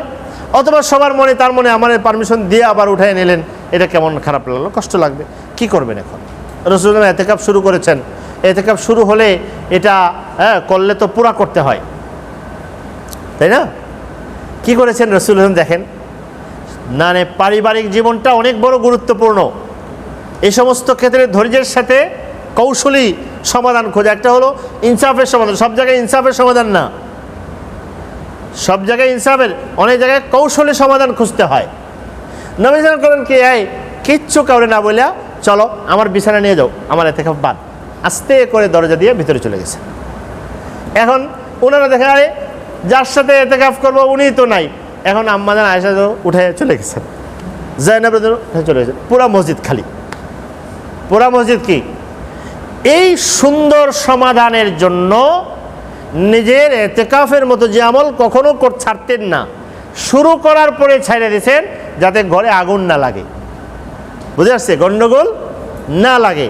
সমাধান হয়ে গেছে, পরিষ্কার হয়ে গেছে, রাসূলুল্লাহ ঘরে চলে গেছেন, এরপরে শাওয়াল মাসে এতেকাফ কাজা করছেন, তবুও গন্ডগোল লাগান নেই। হযরত আলী রাদিয়াল্লাহু আনহু, হযরত যায়েদ ইবনে হারেসা, হযরত জাফর আলী, দুজন ভাই। যায়েদ ইবনে হারেসা নবীর গোলাম। মক্কা বিজয়ের সময় ওনারা মক্কায় এসেছেন, হামজা রাদিয়াল্লাহু আনহু শহীদ হয়ে গেছেন উহুদে। ওনার একটা মেয়ে ছিল, মক্কায় ছিল, একটু বড় হয়েছে। এখন সে ওনাদেরকে দেখে বলে, চাচা চাচা, আলী রাদিয়াল্লাহুকে ইয়াদেরকে ডাকতেছে, আমরা যেতে চাই। এখন কে নেবে? হযরত আলী, যায়েদ আর কি আরেকজনকে বললাম জাফর, তিনজনে মিলাইয়া বলেন কি, উনি বলে আমি নেব, উনি বলে আমি নেব, আমি পালবো। এখন তিনজনে ঝগড়া, বলে আলী বলে আমার চাচাতো বোন, জাফর বলেন আমারও তো চাচাতো বোন, তোমার চাচাতো বোন আমার কি। আবার আমার একটা প্লাস পয়েন্ট আছে, এই মেয়ের খালা আমার স্ত্রী, তার খালার কাছে থাকবে। যায়েদ বলেন আরে হামজা তো আমার খুব ফ্রেন্ড, ক্লোজ ফ্রেন্ড ছিল, তার মেয়ে আমার ঘরে থাকবে তো কই থাকবে। একজনকে নিয়ে তিনজনে টানাটানি, বুঝে আসছে, তিনজনে টানাটানি। এখন তিনজনে বিচার নিয়ে আসছেন রাসূলুল্লাহর দরবারে। এখন নবীজি কেমনে বিচার করবেন? এদিকে হামজা, এদিকে আলী, এদিকে জাফর, এদিকে হামজা, কি করবেন? রাসূলুল্লাহ সাল্লাল্লাহু আলাইহি ওয়াসাল্লাম বলেন তোমরা কেউ পাইবা না, যাও। এ মেয়ে তার খালার কাছে থাকবে। তার কি খালা হলেন জাফর রাদিয়াল্লাহু আনহুর স্ত্রী। এখন ওনাদের মন খারাপ না? হযরত যায়েদ নবীজির গোলামও ছিলেন, বলে আনতা আখুনা ওয়া মাওলানা, আরে তুমি আমার ভাই, তুমি আমার মাওলা, বুঝে আসছে, মন খারাপ করো না। তার এক কথা দিয়ে খুশি করছেন। আলীকে বললেন মিন্নি ওমিন, তুমি আমি একাকার, তোমার এটা দরকার কি, বুঝে আসছে। তো জাফর একটা বলে খুশি করছেন, আলীকে একটা বলে খুশি করছেন, যায়েদকে একটা বলে খুশি করছেন, তাহলে মেয়ে থাকবে তার খালার কাছে। সমাজ ও সামাজিকতা। আমাদের উস্তাদ একদিন মানে আব্দুল মালিক সাহেব শোনেন, একবার মক্কা মুকাররমা হজের সময় কোনো জায়গায় একটা হোটেলে খাইতে বসছি। তো বসছি পরে এক ভদ্রলোক ফোনে, চিটাগাঙের মানুষ, কথা বলতেছে ফোনে। তো সব তো বোঝা যায় না, কিছু বোঝা যাচ্ছে। তো বোঝা গেলে কি কথা বোঝা গেছে, জোরে জোরে বলতেছে, এই জন্য সামনে আসছে, কান পেতে শোনা তো আর কথা না। বোঝা গেছে যে এসে একবার মায়ের সাথে কথা বলেছে, একবার স্ত্রীর সাথে কথা বলেছে। মায়ের সাথে যে কথাগুলো মোটা দাগের বোঝা গেছে, তুমি আমার মা না, আমি তোমার ছেলে না, আমি থাকতে তোমার কি সমস্যা, কি লাগবে এটা বলো। স্ত্রীর সাথে কথা বলেছে, আমি তোমার স্বামী আছি, আমি থাকতে তোমার আর দক্ষ কষ্ট কোথায়, কি লাগবে সেটা বলো। কথা বুঝেছেন? এখন বিদেশ থাকলে, দূরে থাকলে যে কথাটা হয়, মায়ে ছেলের কাছে বিচার দেয় বউয়ের নামে, বউয়ে স্বামীর কাছে বিচার দেয় কার নামে? মায়ের নামে। এখন আমি মায়ের ভক্ত হওয়া তো খুব ভালো জিনিস, কিন্তু মায়ের ভক্ত হয়ে তো স্ত্রীর উপরে জুলুম করা যাবে। আবার স্ত্রীর ভক্ত হওয়া এটার দ্বারাতে মায়ের উপরে জুলুম হলে এটা তো কী হবে? তো আমি যদি সব জায়গায় খালি ইনসাফের বিচার খুঁজি, সেটা তো হবে না, কৌশলী বিচারও কী করতে হয়। তো ওই হুজুর এমনি কথাগুলো বলতেছিলেন যে আমার খুব ভালো লেগেছে, এটা সাধারণ মানুষ, তার মাঝে ওই বুদ্ধিটা আছে। অনেক আমলদার আখলাকি অনেক মানুষের মধ্যে এই বুঝটাও থাকে না যে আমি বিচার তো ইনসাফের করব, ঠিক আছে, কিন্তু কৌশলী পন্থা অবলম্বন। তো সিরাতে নববী সাল্লাল্লাহু আলাইহি ওয়াসাল্লামের পাঠ আপনাকে আখলাকের পাঠ যেমন উন্নত চরিত্রের শিক্ষা যেমন দেয়, তার তদ্রূপ সামাজিকতার এই পাঠও তাকে করবে, এটাও এখান থেকে নেওয়া। তাহলে 1 নম্বর বললাম আজমত, রাসূলুল্লাহ সাল্লাল্লাহু আলাইহি ওয়াসাল্লাম আজমত। 2 নম্বর মুহাব্বত পয়দা হওয়ার আসবাব। 3 নম্বর হলো আখলাকের চরিত্র শেখার জায়গা। 4 নম্বর হলো সামাজিকতা, আদাবে জিন্দেগি আমরা বলি, জীবনের কি আদব, এটা শেখার জায়গা। 5 নম্বর হলো দাওয়াত, দ্বীনের দাওয়াতের গুরুত্ব, দ্বীনের দাওয়াতের গুরুত্ব শিখার বড় একটা মাধ্যম হলো এটা সিরাতে নববী সাল্লাল্লাহু আলাইহি ওয়াসাল্লাম। কী জিনিস দাওয়াত? কী জিনিস? কেন দাওয়াত দিতে হবে? দাওয়াতের সাথে আমার সম্পর্কটা কি? দ্বীনের দাওয়াতের গুরুত্ব শেখা, দ্বীনের দাওয়াতের জজবা পয়দা করা, দ্বীনের দাওয়াতের কর্মকৌশল কর্মপন্থা শেখার একটা সুন্দর জায়গা। এ হলো 5 নম্বর। 2টা কথা শেষ করে আমি আবার বলছি, বাকি হলো আকীদা বিশ্বাস শিখবো না। আমি আগেই বলছি উলামায়ে কেরাম ইমামগণ আকীদা বিশ্বাস শেখার জন্য নবী এবং নবী জীবনী সিরাত থেকে, যেহেতু বিষয়টা সঙ্গীন, এক পাশ থেকে বুঝলে হয় না, সামান্য এদিক সেদিক হয়ে গেলে সমস্যা হয়, তাই তারা কিতাব কোরআন সুন্নাহ সিরাত থেকে এর বিধিবিধানগুলো আলাদা নিয়ে আলাদা শাস্ত্র বানিয়ে দিয়েছেন। আকীদা, ইসলামী আকীদার আলাদা কি আছে? শাস্ত্র আছে। সিরাত না পড়লেও ওখান থেকে শিখতে পারবা। ওখান থেকে শিখলে সিরাত থেকে আকীদা বিশ্বাস তোমার মজবুত হবে। কিন্তু এখান থেকে সিরাতের বই পড়ে আকীদা বিশ্বাস শেখা লাগবেও না, এখান থেকে আকীদা বিশ্বাস নেওয়া ঠিকও হবে না। ঠিক হবে না কথাটা বললে অনেকে ভুল বুঝতে পারে, কেন ঠিক হবে না হুজুর? আমি বলছি ঠিক হবে না এই জন্য আমার অপরিপক্কতার কারণে আমি পূর্ণটা এখান থেকে নিতে পারবো না। এই জন্য উলামায়ে কেরাম নবীর জীবনী কিরান ও সুন্নত থেকে আকীদা বিশ্বাসের পাঠটাকে, অধ্যায়টাকে আলাদা করে পূর্ণাঙ্গ শাস্ত্র বানিয়ে দিয়ে দিয়েছেন। ওখান থেকে শিখো। কি শিখবা? আল্লাহর উপরে ভরসা করা শিখো।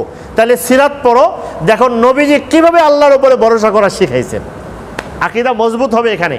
নবী যখন গাড়ে হেরা গুহার মধ্যে বসে আছেন, আবু বকর বসে আছেন, তো এটার অবস্থাটা কি? হলো শত্রু থেকে বাঁচার জন্য গুহায় আশ্রয় নিয়েছেন। এটাকে আবার বলে আসবাব গ্রহণ করা, সবব, উপকরণ, দুনিয়ার উপকরণ গ্রহণ করেছেন। নবী তো বলতে পারেন কেন আমি গুহায় ঢুকবো? আমি নবী না? আমার আল্লাহ বলছে না, আমি কেন গুহায় যাব? বোঝেন না? একথা বলতে পারতেন না? আল্লাহ পাঠাইছে, আল্লাহ হেফাজত করে, আমি গুহায় যাবো, আমি সামনে থাকবো। একথা রাসূলুল্লাহ সাল্লাল্লাহু আলাইহি ওয়াসাল্লাম, কারণ আল্লাহ হুকুম করেছেন দুনিয়ার উপায় উপকরণে যা পাও তা কি করবে? গ্রহণ করবে। যে গুহায় গেছেন, আত্মরক্ষা করছেন, লুকাইছেন। আবার যখন আবু বকর বলেন ওই তো দেখে ফেললো, পা দেখা যায়। আর এটা তো হেরা গুহায় গেলে পরে দেখবেন যে আসলে ওই জায়গাগুলো মক্কার লোকদের জন্য 1-2 ব্যাপার ছিল বের করা, কারণ ওই গেল তো ওদের হাঁটা চলার জায়গা ছিল। আর এরকম গুহা এটা জানা থাকার কথাই। অন্তত যারা রাখাল শ্রেণী আছে, পোলাপানের কাছে এগুলো লোকে রাখা যায় নাকি? যারা আড্ডা দেয়, বিকালবেলা ঘুরে বেড়ায়, বাদাম খায় না, এরা তো এগুলো কত গেছে, কত জানা থাকার কথা। এরকম জিনিস কি গোপন থাকে নাকি? এমন একটা সুন্দর জায়গা, ঢাকা শহরে একটা পার্কের মতো একটা জায়গা থাকে সুন্দর, দেখবেন কয়েকদিন পরে এটা আন্তর্জাতিক পর্যটন কেন্দ্র হয়ে যেত এরকম একটা গুহা থাকলে। তো এটা হওয়ার কথা না। পা দেখা যায় যখন বলেছেন, নবীজি কি বলেছেন? কোরআনে আল্লাহ শব্দটা, নবী ইসলামের শব্দটাকে আয়াত বানায় নাজিল করেছেন। নবী বলেছেন লা তাহজান ইন্নাল্লাহা মা'ানা, লা তাহজান ইন্নাল্লাহা মা'ানা, চিন্তা করো না, কোনো চিন্তার লেশ মাত্র নাই। উপকরণ গ্রহণ করেছেন, কিন্তু ঈমান যে জিনিস, ঈমানের গভীরতা ইমানের শক্তি, কোনো টেনশন করার জায়গা নাই। আল্লাহ আমার সাথে আছেন, তিনি তো আমাকে হুকুম করছেন, আমি করেছি, কিচ্ছু হবে না। তো আকীদা শিখবে আকীদার কিতাব থেকে, কিন্তু সিরাত থেকে তার যখন এর মাধ্যমে যখন পড়বে তখন তার আকীদা এবং বিশ্বাসগুলো দিন দিন কি হইতে থাকবে? মজবুত হতে থাকবে, দৃঢ় হইতে থাকবে। ইবাদতের বিধিবিধান, হালাল হারাম, হালাল হারামের বিধিবিধানও কঠিন জটিল। এই জন্য উলামায়ে কেরাম হালাল হারাম বিধিবিধানগুলো সিরাত কোরআন সুন্নাহ থেকে আলাদা করে আলাদা শাস্ত্র বানাই দিয়েছে, সাবজেক্ট। এটা এখান থেকে পড়ো, এখান থেকে শেখো। সিরাত থেকে তুমি এক পেশে শিক্ষা হয়ে যাবে, ভুলে যাবা, কোনো সময় পেশ লাগাই যাবা, অর্ধেক পাইবা অর্ধেক পাইবা না। পড়বা হামজা রাদিয়াল্লাহু মদ খাইছেন, সিরাতের কিতাবে পাইছে। কে? হামজা রাদিয়াল্লাহু। তখন বলতে তো আমরা মদ হুজুররা হারাম কয় কেন? তো মদ খাইছেন কবে? মদ হারাম হওয়ার আগে। আর হারাম হওয়ার পরে সাহাবায়ে কেরাম কি করেছেন? একদিনের ব্যবধানে মদ বন্ধ করেছেন, ফালাইয়া রাস্তা বেজাইছেন, মদের মটকাগুলো গুঁড়া করে ভাঙ্গা, গ্লাসগুলো পেয়ালাগুলো ঘরের শোকেসে যত জায়গায় ছিল সব ভাঙ্গা রাস্তায় চূর্ণ বিচূর্ণ করে ফেলাই দিয়েছেন। 3 দিন পরে, 5 দিন পরে, 10 দিন পরে কেউ খুঁজে বের করে, আচ্ছা মদের একটা মটকা আছে কিনা, কারো একটা পেয়ালা আছে কিনা, কেউ খুঁজে পাইতো না। যে মদ তারা সকালে একটা খাইতো, সকালের মদের একটা নাম ছিল, দুপুরেরটার নাম ছিল, বিকেলেরটার একটা নাম ছিল, রাতেরটার একটা নাম ছিল, আলাদা ছিল। 2 দিন, 5 দিন, 10 দিনের ব্যবধান হয়ে গেছে। এখন এটার কোনো কি পাওয়া যায় না, এটার কোনো স্মৃতিচিহ্ন নাই, জাদু করে গেলেও নাই। কথা বুঝতে পেরেছেন? এখন আমি বললাম যে আরে এটা খাইছেন, এটা তো হুজুররা এতদিন আমাদের কি করে রাখছে, কথা বুঝেন নাই? একজনে আমাকে একবার কানাডা থেকে একবার ফোন করেছে। এক হাদিসে আছে, নবী করিম সাল্লাল্লাহু আলাইহি ওয়াসাল্লাম, এক সাহাবী আসছেন নবীজির কাছে, আয়েশা বলছেন, কালেমার কথা বলছেন, নামাজ রোজা হজ জাকাত 4-5টা কথা বলছেন। বলার পরে হ্যাঁ আমি আসলে সব মেনে নিয়েছি। তখন বিধান এতগুলো খালি নাজিল হচ্ছে আর কি। বলার পরে বলছেন আমি এর চেয়ে একটু কম বেশি করব না। নবীজি বললেন, এই যে বলেছে না কম বেশি করবে না, দেখো সে জান্নাতি। কথা বুঝে আসছে তো? নামাজ রোজা হজ জাকাত কালেমা 4-5টা জিনিস, তো হাদিস এখানে শেষ। কম বেশি করবে না আসল অর্থ কি? আসল অর্থ হলো আপনি যখন বলেছেন এটার উপরে আমার কি নাই। এখন একজন এই হাদিস পড়া আরেকজনে ধরছে, আমারে ফোন দিয়েছে, কয় হুজুর হাদিসের মধ্যে আছে এই 4-5টার নামই ইসলাম, এরপরে আর কিছু লাগে না। তা আপনারা আরও কত কিছু পেয়েছেন, এটা হালাল, এটা হারাম, ওইটা, ওইগুলো কই পেয়েছেন? ওগুলো কোথায় পাইলেন? তো এটা একটা খুব কমন জিনিস, যে এটা প্রাথমিক তার একটা স্বীকারোক্তি, নবী এটার তার পুরস্কার ঘোষণা করেছেন। এই সময় বিধানগুলো আস্তে আস্তে খালি কি হইতেছে, নাজিল হওয়া চলতেছে। আর এটা পরে সে ধরে নিছে যে কি, আমি তার একটু মজা করে বলি কি, আপনি তারা একটু ধরেন এই 5টা-6টা পাইছে কোথায়? আমি তো হাদিসে পেয়েছি একটাই যথেষ্ট। কারণ অনেক হাদিস আছে নবীজি বলছেন যে মান কালা লা ইলাহা ইল্লাল্লাহ দাখালাল জান্নাহ, লা ইলাহা বললেই জানা যাবে। তো ওখানে তো একটার কথা, 5টা পাইলো কোথায়? কথা বলছেন, এটা তো হাদিসের একটা পার্ট। ওখানে আছে শুধু লা ইলাহা ইল্লাল্লাহ বললে, এখানে বলছে লা ইলাহার সাথে নামাজ রোজা হজ জাকাতের কথা, এটা দ্বিতীয় পার্ট। এরপরে আরও আছে, এরপরে আরও আছে। তো সে একটা নিয়ে বসে আছে, তো তারা ধরে রে তুমি 5টা পেলে কোথায়? আমি তো দেখি একটা। তো ওই যে জবাব দিবে আপনিও তারে ওই জবাব দিবেন, এই জবাব দিবে না এটার পরেরটা, তা আপনার এটা পরেরটা। তো এই জন্য আকীদার বিষয়ে উলামায়ে কেরাম সহজের জন্য, মানুষের নিরাপত্তা দেওয়ার জন্য কি করেছেন? আলাদা শাস্ত্র বানিয়ে দিয়েছেন। এখান থেকে পড়ো, সিরাত থেকে তোমার আকীদা শেখা, আকীদাটাকে মজবুত করো। ইবাদতের বিধিবিধান হালাল হারাম সাবজেক্ট আলাদা আছে, এখান থেকে পড়ো, সিরাত থেকে তুমি পাঠের মাধ্যমে এটাকে শক্তিশালী মজবুত করো। কথা বুঝে আসছে?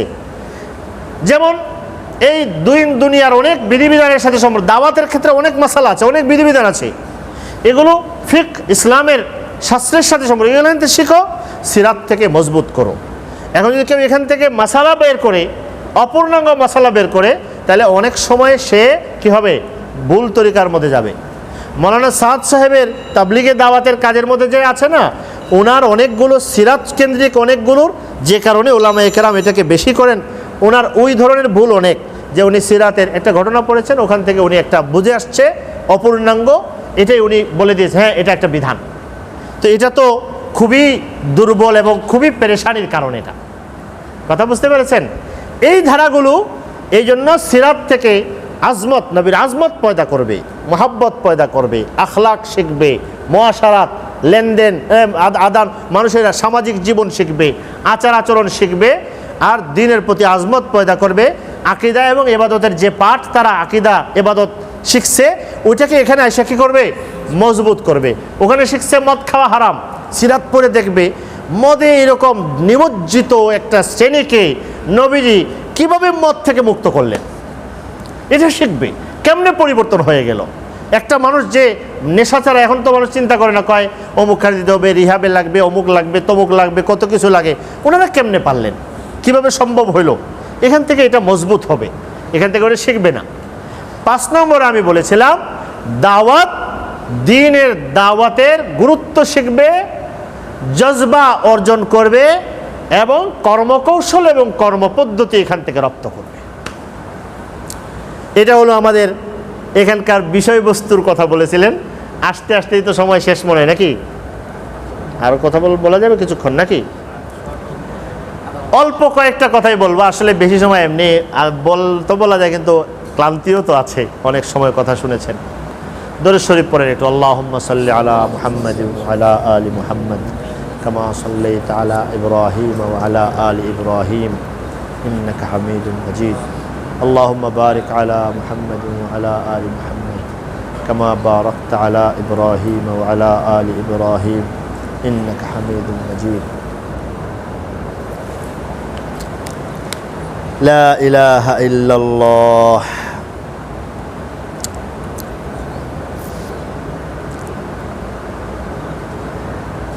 সিরাতের পাঠ আসলে দাওয়াতের গুরুত্ব বোঝা, দাওয়াতের জজবা পয়দা করা, দাওয়াতের কর্মকৌশল শেখার অনেক বড় গুরুত্বপূর্ণ জিনিস, অনেক বড় জায়গা।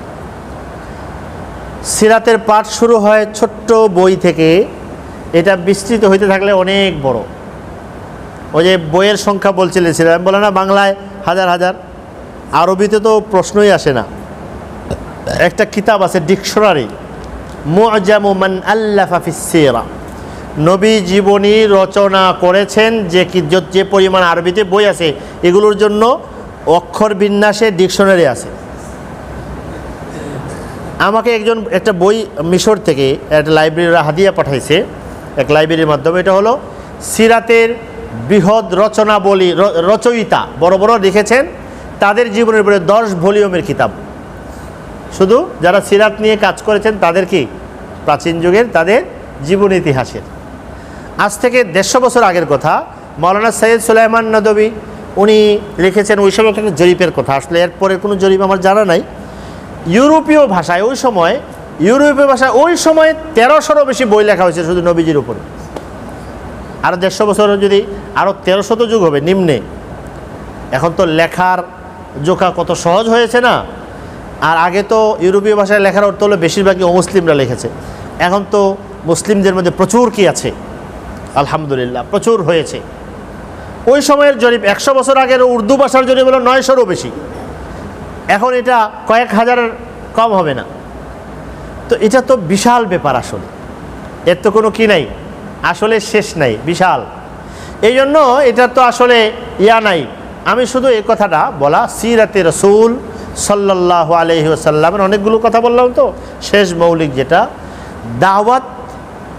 দাওয়াতে দ্বীনের দাওয়াত কি, এর গুরুত্বটা কি, এটা বোঝা। সিরাতের পাঠ থেকে আপনি এটা বুঝতে পারেন, এর জজবা পয়দা করতে পারেন, আর এর কর্মকৌশল শিখতে পারেন। দাওয়াতের গুরুত্ব কি, কত? সাইয়্যিদুল মুরসালিন মুহাম্মদুর রাসূলুল্লাহ সাল্লাল্লাহু আলাইহি ওয়াসাল্লামের পরিচয় দিয়েছেন। আমি সূরা আহজাবের যে আয়াত তেলাওয়াত করেছি, আল্লাহ বলেছেন, ইয়া আইয়ুহান নাবিয়্যু ইন্না আরসালনাকা শাহিদান ওয়া মুবাশশিরাও ওয়া নাযীরা ওয়া দাঈয়ান ইলাল্লাহি বিইذনিহি ওয়া সিরাজাম মুনীরা। আল্লাহ একদম শব্দ ধরে ধরে নবীজিকে আল্লাহ কি হিসেবে দুনিয়ায় পাঠাইছেন বলেছেন। এর মধ্যে বলেছেন, আমি আপনাকে সাক্ষী রূপে পাঠাইছি। 2 নম্বর, আপনাকে সুসংবাদ দেওয়ার জন্য পাঠাইছি, জান্নাতের সুসংবাদ দিবেন। 3 নম্বর, আপনাকে ভয়ের সংবাদ, ভীতি প্রদর্শন, জাহান্নামের ভয় দেখানোর জন্য পাঠাইছি। 4 নম্বর, আপনাকে আমার দিকে ডাকার জন্য পাঠাইছি। দাইয়ান ইলাল্লাহ, কুল হাদিহি সাবিলি আদউ ইলাল্লাহি আলা বাসীরাতিন আনা ওয়া মান ইত্তাবা'আনি সুবহানাল্লাহি ওয়া মা আনা মিনাল মুশরিকিন। নবীজি বলছেন, বলেন হাদিহি সাবিলি, এটা আমার রাস্তা, আমি আল্লাহর দিকে দাওয়াত দেই, ডাকি। দাওয়াতের এই কাজটা কার দেওয়া দায়িত্ব? আল্লাহ। কাকে দিয়েছেন? রাসূলুল্লাহ সাল্লাল্লাহু আলাইহি ওয়াসাল্লাম। নবী সাল্লাল্লাহু আলাইহি ওয়াসাল্লাম এটা নিয়েছেন। নবীজির নবুয়তের জীবনের বছর কত? বয়স কত? 23 বছর। কত বছর? 23 বছরে মক্কায় প্রথম ওহী নাজিলের কিছুদিন পর্যন্ত, কোনো বর্ণনা থেকে বোঝা যায় প্রায় 3 বছর পর্যন্ত আসলে ব্যাপক কোনো বিধিবিধান আসে নাই, তো ওইভাবে আসে নাই। তখন কেউ কেউ ইসলাম, হযরত খাদিজা, আবু বকর রাদিয়াল্লাহু আলী রাদিয়াল্লাহু আনহু, ওনারা শুধু কী করেছেন? ইসলাম। এরপরে 3 বছর পর্যন্ত নবীজি গোপনে দাওয়াত দিয়েছেন, নীরবে এবং কি গোপনে।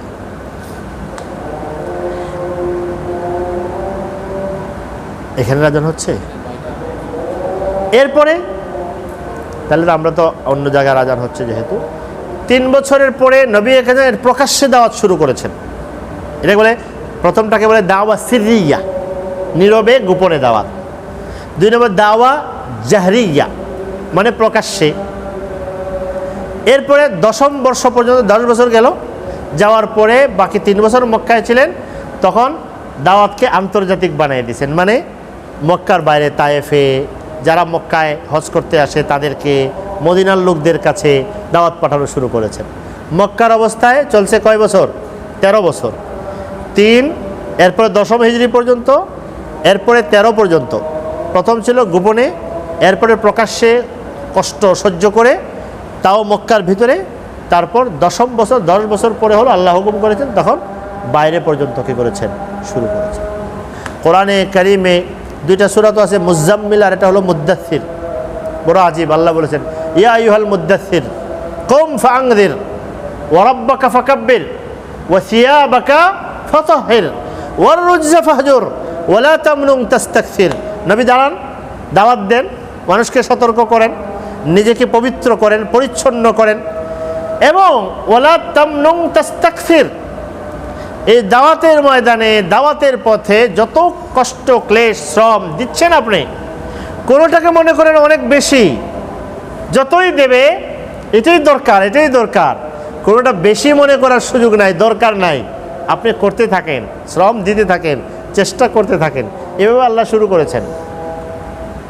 এই যে পুরা সময়টা, আসলে দাওয়াত জিনিসটা কি বললাম না, রাসূলুল্লাহ সাল্লাল্লাহু আলাইহি ওয়াসাল্লামের সিরাত থেকে আপনি বের করেন দাওয়াত জিনিসটা কি। আসলে মনে করেন আমার কাছে আমার একটা জীবন আছে, আমার খাদ্য আছে, আমার টাকা পয়সা আছে, আমার সন্তান আছে, থাকে না আমার সামনে অনেকগুলো জিনিস। যখন আমি দেখি আমার সন্তানের ঝুঁকি, তখন টাকারে দাম দেয় বেশি, না টাকা বা সন্তান, কোনটারে ছাড়ি? টাকা যাক, সন্তান বাঁচুক, তাই না? তো বোঝা যায় টাকার চেয়ে সন্তানের গুরুত্ব, দামটা আমার কাছে। সন্তান এবং জান যখন আসে, তখন অনেক তো এই উদাহরণও আছে, সন্তানরা রেখে জান দিয়ে দেয়, এরকম আছে। বাকি মানুষের স্বাভাবিক চরিত্র যেটা, সেটা হলো জানের সাথে পারে না মানুষ, জানকে অজান্তেই কী করে বাঁচাইতে চেষ্টা করে। দেখা যায় সন্তানও চলে যায়, নিজের জান কি হয়, এটা মানুষের অজান্তে যে ইয়াটা থাকে, এটা অনেক সময় এরকম। আচ্ছা, এর তুলনায় আমার খাদ্য, আমার ওই ইয়ার জিনিস, স্বপ্নের জিনিস, ওই কল্পনার কত কিছু আছে না, একটার থেকে আরেকটা প্রাধান্য, একটার থেকে আরেকটা প্রাধান্য। নবী সাল্লাল্লাহু আলাইহি ওয়াসাল্লামের পুরা এদিকে 13 বছর, এরপরে 10 বছর, 23 বছরের জীবনে যদি দেখেন, খালি একটা দুটো, আমি 2-1টা ঘটনা শুধু দেখাবো, ওইগুলোর মধ্যে রাসূলুল্লাহ সাল্লাল্লাহু আলাইহি ওয়াসাল্লাম সব কিছুতে স্যাক্রিফাইস করেছেন, করতে চাইছেন, কিন্তু দাওয়াতের ক্ষেত্রে নবী কোনো ছাড় দেন নাই। যখন জান গেছে, যাবে, সব চলে যাবে। একটা ঘটনা শোনাই শুধু। নবী যখন মক্কায় প্রকাশ্যে দাওয়াত শুরু করেছেন, কাফেররা নবীকে ধরতে চাইছে। আবু তালেবের কারণে পারে না। আবু তালেব বিশিষ্ট ব্যক্তি, তার বাধা তার সাথে পারে না, তার কাছে মাঝে মাঝে আসতো, বলে তোমার বাধা এরকম করতেছে, উনি ওদের থামাই দিতেন, আবার আসতো। শেষে একবারে এক পর্যায়ে এক সময় এসে তারা এই পর্যায়ে এসে গেছে, আবু তালেবকে এসে বলছে তোমার ভাতিজাকে, আপনার ভাতিজাকে আপনি সামলান, নাহলে আর হবে না। উনি একটু ভয় পেয়ে গেছেন যে এত সবাই মিলে যদি ধরে তা আমি তো কী করবো না, পারবো না আসলে। উনি এসে রাসূলুল্লাহ সাল্লাল্লাহু বলছেন, বুঝাইয়ে বলছেন তোমার পক্ষে আমি ছিলাম, আছি, তোমার জন্য আমি অনেক কুরবানি করছি, এরা দেখো না তোমার কাছে, তোমার দিকে এতদিন পর্যন্ত তাকাইতে পারে নাই, এখন এসে বড় হুমকি দিতেছে, ভাতিজা একটা কাজ করলে হয় না, প্রকাশ্যে দাওয়াত দিবালোকে এগুলো করো না, কারণ হকের তাওহীদের দাওয়াত দিলে বাতিল কুফুরের কিছু বদনাম তো এসেই যায় না, কোরআনে যেগুলো আছে তাদের ইলাহের ইয়া তো আসে, তো কিছু করলে চলে না। রাসূলুল্লাহ সব বুঝে ফেলেছেন যে আমার চাচা যান ভয় পেয়ে গেছে, এখন হয়তো চাচার যে আশ্রয় ছিল এটাও আর সামনে থাকবে না, হয়তো পাবো না। এরকম জায়গায় কি করা দরকার বা স্বাভাবিক মানুষ হিসেবে তাহলে ঠিক আছে, দাওয়াতের কাজ বন্ধ করে দেওয়া যায় কিনা, অথবা কমাইয়ে দেওয়া যায় কিনা, অথবা কি করা যায়। নবী করিম সাহেব এই শব্দটা সিরাতের প্রসিদ্ধ যে কোনো কিতাবে পাবেন। নবী চাচা আপনি আমার জন্য অনেক করছেন, আপনাকে থ্যাংক ইউ, অনেক কিছু পাওয়ার সব আপনাকে দিলাম, এখন আপনার আর লাগবে না, এত শ্রম কষ্ট দরকার নাই। আমার কথাটা শুনেন, ওয়াল্লাহি লাউ ওয়াদাউ শামসা ফি ইয়ামিনি ওয়াল কামারা ফি ইয়াসারি, যে সূর্য দুনিয়ার মানুষ শুধু দেখে যায়, এখন না মানুষ কয় আবিষ্কার করছি, ওই তো মানুষ কল্পনাই করত, যে চাঁদ মানুষ কত বলে, তারা যদি সূর্যরে আমার ডান হাতে এনে রেখে দেয়, চন্দ্রকে আমার বাম হাতে এনে রেখে দেয়, আর বলে মুহাম্মদ তুমি দাওয়াত ছাড়া দাও, আমি সূর্য ডান হাতে আসতে পারে, চন্দ্র বাম হাতে আসতে পারে, আমি আমার রবের পক্ষের এই হুকুম দেওয়া এই দাওয়াত আমি ছাড়বো না, হাত্তা ইউজহিরাহুল্লাহ আও আহলিকা, এই দিনকে আল্লাহ বিজয়ী করবেন, নয়তো আমি শেষ হয়ে যাব, কিন্তু এই দাওয়াত আমি ছাড়তে পারি না। এরকম ঘটনা বিষয়তে একটা দুইটা না, এই ঘটনাটাকে উপলব্ধি করার জন্য একটু চিত্র লাগবে, আসলে একটা সিনারি আঁকতে হয় যে মক্কাটা কেমন ছিল, নবীর সাথে কয়জন লোক ছিলেন, দেশটা কি ধরনের ছিল, কাফেরদের কুফরির ধরন কি ছিল, তারা কিভাবে কষ্ট দিত, কিভাবে নির্যাতন করত। নবীজি কাবা শরীফের সামনে সেজদায় নামাজ পড়তেছেন, আবু জাহেল হাসতে হাসতে বলছে কে পারবা ওই উটির ভুঁড়িটা এনে তার পিঠে দিয়ে দিবা। বুখারী শরীফের রিওয়ায়াত আছে, আশকাল কওম উকবা ইবনে আবি মুআইদ গেছে, গিয়ে উটের ভুঁড়িটা একটা ভেনে করে নিয়ে আসছে, এত বড় ভুঁড়ি আনবে মানে কিছু একটা ভাবে আনছে, অবশ্যই আইনের পিঠে ছড়াইয়ে দিয়েছে। আব্দুল্লাহ ইবনে মাসউদ নবীর সাহাবী, ইসলাম গ্রহণ করেছেন, উনি দেখতেছেন কিন্তু উনি পারতেছেন না কিছু বলতে, পারলে তো ফাঁস হয়ে যাবে, উনি মুসলমান হয়ে গেছেন, তারাও মারবে নবীরেও ধরবে, এই জন্য উনি দেখতেছেন নবীর উপরে, কষ্ট সহ্য করতে পারতেছেন না। হযরত ফাতেমা রাদিয়াল্লাহু আনহা আয়েশা তার পিঠ থেকে এটা সরাইয়া ফেলাইছেন, নবী সাহেব ওইটার নামাজ ফিরাইয়া তারপর দোয়া করেছেন। তো এই সিনারিটা আঁকতে হবে যে কি কষ্ট, কি পেরেশানি, কি প্রেশার, কি চাপের মধ্যে ছিলেন। এই সময় চাচা এসে বলে ভাতিজা আর তো পারবো না, তখন নবীজি কি বলছেন, তোমরা যদি ডান হাতে সূর্য রাখো, বাম হাতে চন্দ্র দেও, আমি এটা শেষ হওয়া পর্যন্ত আমি ছাড়বো না। যার হৃদয়ে নবীজির আজমত আছে, মহব্বত আছে, নবীজিকে যে আদমাত্র চিনে, সে যখন এটা নিয়ে খালি চিন্তা করবে, খালি ফিকির করবে, তখন সে বুঝবে আসলে দুনিয়াটা তো দুনিয়া না, যিনি দুনিয়া আখিরাত দুইটা তার সামনে ছিল, তার কাছে দুনিয়ার কি দাম ছিল না। নবী ফেরেশতা এসে বলছেন না, জিবরিল ইসলাম আসছেন, এসে বলছেন আপনি যদি বলেন এই মক্কার এই প্রস্তর প্রান্তরে সোনা বানিয়ে দেওয়া হবে, স্বর্ণ, লাগবে না আমার, আমি চাই না, আমি চাই একদিন না খেয়ে থাকবো, আজু ইয়াউমান ওয়াসবাউ ইয়াউমান, একদিন আমি না খেয়ে থাকবো, কষ্ট লাগবো, সবর করব, আমার আল্লাহ আমার সবরের সওয়াব দিবেন, আর একদিন পেট ভরে খাবো, আলহামদুলিল্লাহ বলে শুকর আদায় করব, আমার আল্লাহ আমাকে শুকরের সওয়াব। এটাই দুনিয়া। লাউ কানাতিদ দুনিয়া তা'দিলু ইনদাল্লাহি জানাহা বাউদাতিন লামা সাকা মিনহা শারবাতা মাইন লিকাফিরান। যদি এই দুনিয়ার মূল্য, বুখারী শরীফের বর্ণনা, একটা পাখির ডানার সমান হইতো, তাহলে তোমার আল্লাহ এই পাখির দুনিয়াটাকে, কোনো কাফেরকে দুনিয়ার একটা ফোঁটা পানি খাওয়াইতো না। তোমার আল্লাহর কাছে এই দুনিয়ার এই পরিচয়, যেই পরিচয় জানে সে দুনিয়ার কুকুর হইতে পারে না। দুনিয়া হালাল খাবে, শুকর আদায় করবে, দুনিয়া না পাইলে সবর করবে, দুনিয়া হালালভাবে পাইলে উপলব্ধি করবে, আনন্দ পাবে, তৃপ্তি পাবে, তালাশও করবে, কিন্তু দুনিয়ার কুকুর সে হইতে পারে না। নবী সাল্লাল্লাহু আলাইহি ওয়াসাল্লাম তায়েফে গেলেন, কেমনে গেছেন? আনন্দে না দুঃখে? আত্মীয় স্বজন, দেশ বাড়ি, আল্লাহ বলছে ওয়ানদির আশিরাতাকাল আকরাবিন। নবী অনেকদিন হয়েছে, আত্মীয় স্বজনের দাওয়াত দেন, ডাক দেন। নবীজি পাহাড়ে দাঁড়াইছেন, দাঁড়াইয়া সবাইরে ডাক দিছেন। ডাক দিয়ে কিভাবে বলছেন? তোমরা নিজেদেরকে মুক্ত করো, নিজেদেরকে মুক্ত করো। লম্বা ঘটনা আছে, সূরাতুল লাহব নাজিল হয়েছে। নবীজি বলছেন, আমি যদি বলি জাবাল আবি কুবাইস একদম কাবা শরীফের উপরে লেগে আছে, এটার ওখানে বাদশার বাড়ি আছে, এটাকে বলে বাদশার বাড়ি, একদম লাগা, বাইতুল্লাহর মসজিদের হারামের সাথে লাগা, অনেক উঁচু পাহাড়। ওখানে এসে ডাক দিয়ে বলেন, আমি যদি বলি পাহাড়ের ওই প্রান্ত থেকে একদল লোক অস্ত্রশস্ত্র নিয়ে তোমাদের উপরে হামলা করার জন্য আসতেছে, তোমরা আমার বিশ্বাস করবা? অবশ্যই। তারা বলেছে, আসলে বলেছে কি জানেন, বালা। বালা শব্দের অর্থ ওই যে আপনারা যেমন ওয়াই নট বলেন না, কেন নয়, বাংলায় বলে কেন নয়। কি বলো কেন নয়, মানে খালি হা না, হাটা আরও অনেক কি শক্তিশালী ভাষায় বলা হয় কি, বলো কি, কেন নয়, অবশ্যই বিশ্বাস করি। একথা বলার সাথে সাথে রাসূলুল্লাহ সাল্লাল্লাহু আলাইহি ওয়াসাল্লাম এমন জীবন্ত একটা উদাহরণ টেনে, যখন তারা বললো হ্যাঁ তুমি সত্যবাদী, তো তুমি পারে যা আছে আমরা দেখি না, তুমি দেখো, তুমি বললে বিশ্বাস করব। তখন নবীজি বলেন, আমি পাহাড়ের ওই পারে যেমন দেখি, দেখে আমার যে বিশ্বাস হচ্ছে, দুনিয়ার ওই পারে ওই প্রান্তে আখিরাতে যা হবে ওইটা আমার এর চেয়ে বেশি বিশ্বাস হয়, কারণ এটা আমার আল্লাহ আমাকে সরাসরি, এটা তো চোখের কারণে দেখি, চোখে তো ভুল হতে পারে, চোখের দেখায় দৃষ্টিভ্রম হতে পারে, কিন্তু ওই দেখা আমার আল্লাহ আমার দেখাইছে, ওইটা আমি ভুল দেখি নাই। ওই জগতে বাঁচতে হলে তোমরা আমার পথে আসো।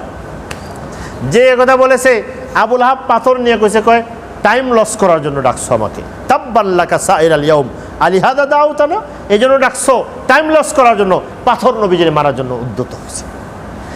এইরকম দুঃখ কষ্ট নিয়ে, এক দুঃখ সব আত্মীয় স্বজন বেঈমান কাফের, কোনো দাওয়াত গ্রহণ করছে না, আরেক দুঃখ নিজেরা কষ্ট দিচ্ছে, আরেক দুঃখ যারা দিনের দাওয়াত গ্রহণ করছে এদের উপর কি জুলুম করছে, আম্মারকে জুলুম করছে, সুমাইয়াকে শহীদ করে দিছে, আম্মার বিলাল কি জুলুম করছে, এমন জুলুম করছে, জুলুম সহ্য করে আসে না পাইরা এরা নবীজিকে বলছে, ইয়া রাসূলুল্লাহ আর কত, মাতা নাসরুল্লাহ, সাহায্য না আসবে বলছেন, আর কত, ওনাদের বুঝাইতে পারতেছেন না। একদল হিজরত করে হাবাসায় চলে গেছে, দেশ ছাড়ছে, বাড়ি ছাড়ছে, ওখানে গেছে, মক্কার কাফেররা ওখান থেকে ধরে নিয়ে আসার জন্য তারা গেছে, ওখানে ধরে আসা সাইজ করবে। এই সব কষ্ট নিয়ে নবীজি তায়েফে গেছেন। তায়েফে গিয়ে কি পাইছেন না, আরও কষ্ট পাইছেন না? আরও কষ্ট পেয়ে মার খেয়ে যখন বের হয়ে আসছেন, বুখারী শরীফের রওয়ায়াত আসছে, দূরে এসে একটা ছায়ায় নিচে বসে আছেন, ওই সময় হযরত জিবরিল আলাইহিস সালাম আসছেন। জিবরিল আলাইহিস সালাম আয়েশা, বুখারী শরীফের বর্ণনা, আয়েশা বলেন, ইয়া রাসূলুল্লাহ আনা জিবরিল ওয়া হাযা মালাকুল জিবাল, ইনি হলেন পাহাড়ের দায়িত্বে নিয়োজিত ফেরেশতা, আল্লাহ পাঠাইছে, আপনি যদি কিছু বলার থাকে বলেন। উনি পারবে, তায়েফ তো পুরা পাহাড়, অনেক উঁচু, এইভাবে ঘুরে ঘুরে মাইক্রোবাসটিতে অনেকে বমি করে দেয়, এত এত উঁচু উঠতে হয়। বলে তায়েফের এই যে পর্বত শ্রেণী, মক্কার যে পর্বত শ্রেণী, দুই পর্বত শ্রেণীর মানুষের যত মানুষ আছে, মক্কার এরা আপনাকে বিতাড়িত করেছে, কষ্ট দিয়েছে, এরা কষ্ট দিয়েছে, তারা যদি অর্ডার করেন তাহলে সে পাহাড় দুটোকে আস্তে করে মিলিয়ে দেবে, ইতিহাস থেকে তারা নাই হয়ে যাবে। এমন দুঃখ কষ্ট পাওয়ার পরে তো বলতেই পারতেন, নূহ আলাইহিস সালাম বলেছেন না, রব্বি ইন্নী, আল্লাহ আমি কি করেছি, দাউতু কওমি লাইলা ওয়া নাহারা ফালাম ইয়াজিদহুম দুআই ইল্লা ফিরারা ওয়া ইন্নী কুল্লামা দাউতুহুম জাআলু আসাবিআহুম ফি আযানিহিম ওয়াস্তাগশাউ থিয়াবাহুম ওয়া আসররু ওয়াস্তাকবারু ইস্তিকবারা। বলেছেন আল্লাহ এরা মানে না, শুনে না, আপনারা ধ্বংস করে দেন, দুনিয়াটা খালি করে দেন, দেশেন আল্লাহ খালি করে। নবী কারীম বলেন কি, না আমার কিচ্ছু লাগবে না, আমার কিচ্ছু লাগবে না। কেন লাগবে না? লাআল্লাল্লাহ ইউখরিজু মিন আসলাবিহিম মান ইয়াবুদুল্লাহ ওয়া লা ইউশরিকু বিহি শাইআ। আমার আল্লাহ এরা মনে কষ্ট দিছে, এদের ঔরসজাত সন্তানের মধ্যে আগত ভবিষ্যতে এমন জিনিস পয়দা করবে যারা আমার দাওয়াত গ্রহণ করবে। এটার নাম দাওয়াত। যে দাওয়াতে জান গেছে, পরিবার, স্বজন, আত্মীয় সব যাবে, এটা আমি ছাড়বো না। যে দাওয়াতের জন্য সব কষ্ট ত্যাগ করতে পারি, আমি তাদের ধ্বংস চাই না, আমি চাই সে ভালো হয়ে যাক। এই কারণেই আল্লাহ তাআলা বলেছেন সূরাতুল কাহফে, নবীজির পুরা জীবনটাকে আল্লাহ একটা আয়াতে নিয়ে আসছেন, একটা আয়াতে, আজীব আয়াত। ফালাআল্লাকা বাখিউন নাফসাকা আলা আসারিহিম ইন লাম ইউমিনু বিহাযাল হাদিসি আসাফা। আল্লাহ বলেন নবীজিকে, আসলে নবীরে বলার না আমাদের শোনানোর উদ্দেশ্য। নবীকে বলেন, মানে মা অনেক সময় বাবাকে লক্ষ্য করে সন্তানদের শাসানোর জন্য বলে, আপনি কি জন্য এই ছেলেদের জন্য এত কষ্ট করছেন? দরকার নেই, বাদ দেন, আপনি কষ্ট করেন না। এরা যখন কথা শুনে না, করেন না কষ্ট। আপনি জান দিয়ে দিচ্ছেন সন্তানের জন্য, এরা আপনার কথা শুনে না, করে না। এরকম মানুষ শাসায় বাবাকে। মা বলতেছে, আপনি এত কেন কষ্ট করেন? আমার ছেলে কথা শুনে না, ওদের জন্য করে লাভ নেই, বাদ দেন, এগুলো সব বাদ দেন। বলেন এরকম? আল্লাহ নবীজিকে বলছেন, হ্যাঁ নবী, আপনার জীবন দেখে, আপনার স্পৃহা দেখে, দাওয়াতের জজবা দেখে, মানুষের ঈমান আনার জন্য মনে হয়, দেখলে বোঝা যায় এই মানুষগুলো ঈমান আনবে না।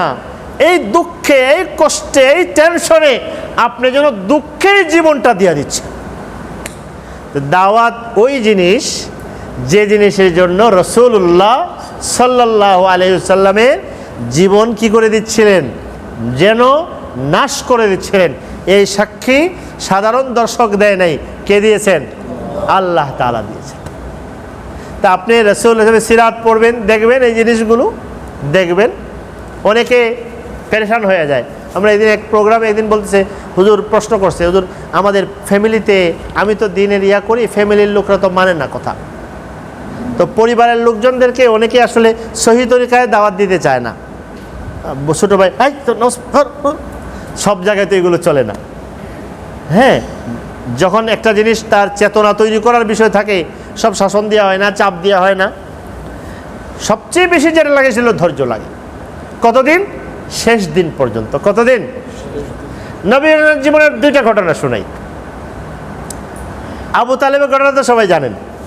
এই যে শুরু হয়েছে একবারে 10ম বর্ষ পর্যন্ত, 10 বছর পর্যন্ত নবীজির সাথে, নবী সাল্লাল্লাহু আলাইহি ওয়াসাল্লাম কতভাবে তাকে বুঝাইছেন দিনের দাওয়াতের কথা, যে কারণে আবু তালেব তো সত্য বুঝে ফেলেছেন, সব ঠিক।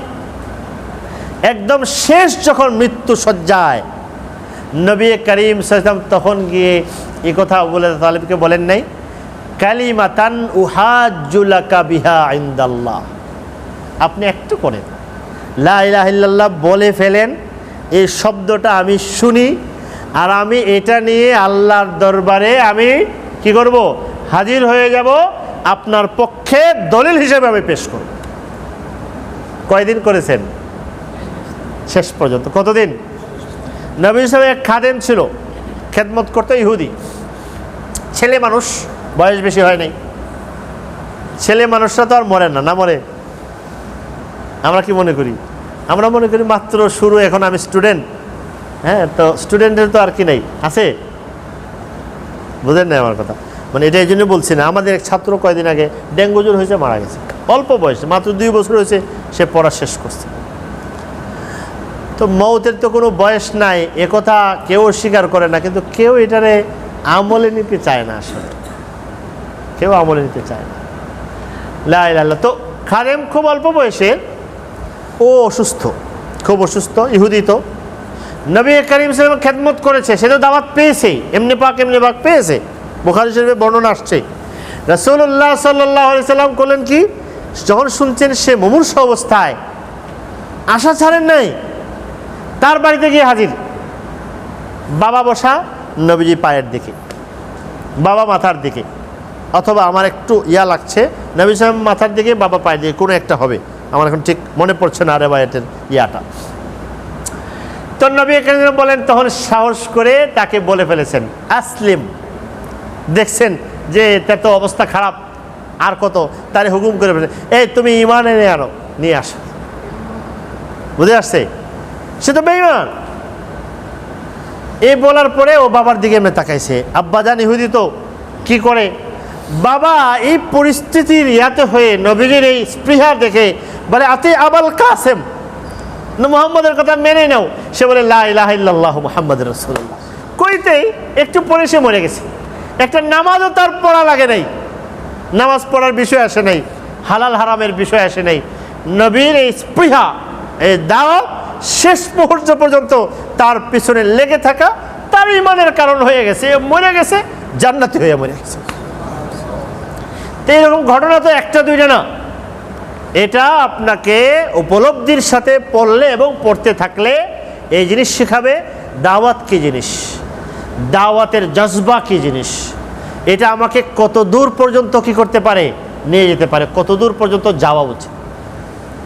আর এরপরে এর কর্মকৌশল, কর্মকৌশলের একটা ছোট্ট কথা বলে আমি শেষ করছি। আসলে দাওয়াত বিষয়টা তো অনেক বড়, অনেক বৃহৎ, এর অনেক স্তর, এর অনেক শাখা। কেউ যদি দাওয়াতকে খণ্ডিত অংশে মনে করে, কেউ মনে করে আমি দাওয়াত তাবলীগের ধারায় কাজ করছি, এটাই দাওয়াত সীমাবদ্ধ, এটা সহি না ধারণা। কেউ দাওয়াত সেন্টার খুলে বসে আছে, দাওয়াত সেন্টার মনে করছি, এটা দাওয়াতের সব করে, এটা সহি না। অমুসলিমকে দাওয়াত দেওয়া দাওয়াত, মুসলিমকে ইমানের দাওয়াত দেওয়া দাওয়াত, মুসলিমকে আমলের দাওয়াত দেওয়া দাওয়াতের অনেক স্তর, অনেক শাখা, অনেক কিছু। সবাই মিলে সবগুলো করতে থাকলে দাওয়াতের একটা পূর্ণাঙ্গ রূপ হয়। মুহাম্মদুর রাসূলুল্লাহ সাল্লাল্লাহু আলাইহি ওয়াসাল্লামের পুরা জিন্দেগির সব আমলের মধ্যে দাওয়াতের ছাপ পরিস্ফুট ছিল। তো একবার নবী করিম সাল্লাল্লাহু আলাইহি ওয়াসাল্লাম, যে আগে ঘটনাটা আসছিল এই জন্য আবার বলছি আর কি। আচ্ছা, দুইটা আরেকটা ঘটনা মনে, একটা বলতে গিয়ে আরেকটা বলে গেছে, দুইটাই বুখারী শরীফে বর্ণনায় আসছে। একবার নবী সাল্লাল্লাহু আলাইহি ওয়াসাল্লাম ওনারা এক সফরে গেছেন, রাস্তায় পানির সংকট, পানির সংকটের ঘটনা অনেক, কিন্তু মরুভূমির এলাকা তো, যেখানে পানির সংকটের ঘটনা, ওখানে কোনো এক মজার ঘটনা ঘটে যেত। পানির সংকটের ঘটনা, নবীজি দুইজন সাহাবীকে পাঠান, দেখো তো পানি পাও কিনা। কেন সাহাবীকে পাঠাইছেন? নবী আল্লাহর কাছে চাইতেন, আল্লাহ আসমান থেকে পানির পাইপ একটা লাগাই দিতেন, হয়ে যেত। তো আল্লাহ নবীজিকেও শিখাইছেন আসবাব, উপায় উপকরণ যতটুকুন পর্যন্ত আছে, উপায় উপকরণ তালাশ করো, চেষ্টা করো, যাও। দেখেন পানির ঘটনা অনেকগুলো আছে, তো সবগুলোর মধ্যে এরকম পাওয়া যায়, পানির ঘটনা এক পাত্র পানি পাওয়া গেছে, নবীজি এর মধ্যে হাত রাখছেন, এখন পানি ওঠা শুরু হয়েছে।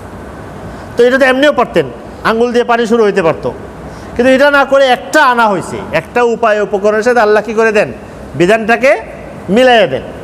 আমি বয়ে থাকবো যে আমারে এমনি বসে বসে আল্লাহ খাওয়াবে, হা করে বয়ে থাকবো, এটা আল্লাহও চান না। দুনিয়া এটা আল্লাহ দেন না অনেক কারণে। আল্লাহ বলে উপায় উপকরণ হালাল পন্থায় তালাশ করো, তোমাকে আল্লাহ দেওয়ার মতো দেবে। এখন পানির সংকট, নবীজি এইভাবে বলেন আল্লাহ পানি নামাই দেন, আমি আপনার নবী, ওনারা আপনার সাহাবি, দিয়ে দিলেই তো হলো, এত ঝামেলার দরকার কি, এটা বলতেন না। বলে পানি আনো। বের হয়েছেন, বের হইতে গিয়ে দেখা একজন মহিলা দুইটা মশক, মশক বোঝেন তো, বিস্তি বলে না, আগে হলো ছাগলের আস্তা চামড়াটা সিলাইতো, সেলাই করে ফেলতো, মুখটা খোলা থাকতো, এদিকে বাঁধা গলার দিকটা, আর লেজের দিক দিয়ে থাকতো পানি খাওয়ার জায়গা, লেজটা ঝুলে থাকতো, অনেকে লেজে ধরে পানি খাইত। তো যাই হোক, মশক দুইটা একটা উটের মধ্যে দুই দিকে বেঁধে মহিলা পানি নিয়ে যাচ্ছে। তো আলী রাদিয়াল্লাহু সম্ভবত ছিলেন আরেকজন সাহাবী, অনুযায়ী পানি কোত্থেকে আনছো? কয় পানি যা কইছে হিসাবে 15-20 কিলোমিটারের কম না। তো ঝামেলা এতগুলো, তো বলেন তুমি, বললো না আরও বেশি হবে, মানে একদিনের পথ প্রায় বলেছে। আমরা পানির দেশে থাকি তো আমাদের খবর নাই। হ্যাঁ, ওনারা নিয়মিত পানি, তার 2-3 দিনের পথ ছিল, নিয়মিত ওখান থেকে পানি এনে তার খাইতে হতো, আনতো, কয়েকদিন শেষ হলে আবার গিয়ে আনতো, আবার আনতো, এভাবেই চলতে হতো। তো বলার পরে রাসূলুল্লাহ সাল্লাল্লাহু আলাইহি ওয়াসাল্লাম কী করলেন, নবী করিম ও সাহাবীরা বললেন কি ঠিক আছে তুমি চলো। তো মহিলা তো হঠাৎ করে এরকম বলছে, বাকি তারপরে বিবরণ থেকে বোঝা যায় সাহাবীদের দেখে তার মনে হয়েছে লোকগুলো ভালো, লোকগুলো কি আসলে, এটা একটা জরুরি জিনিস।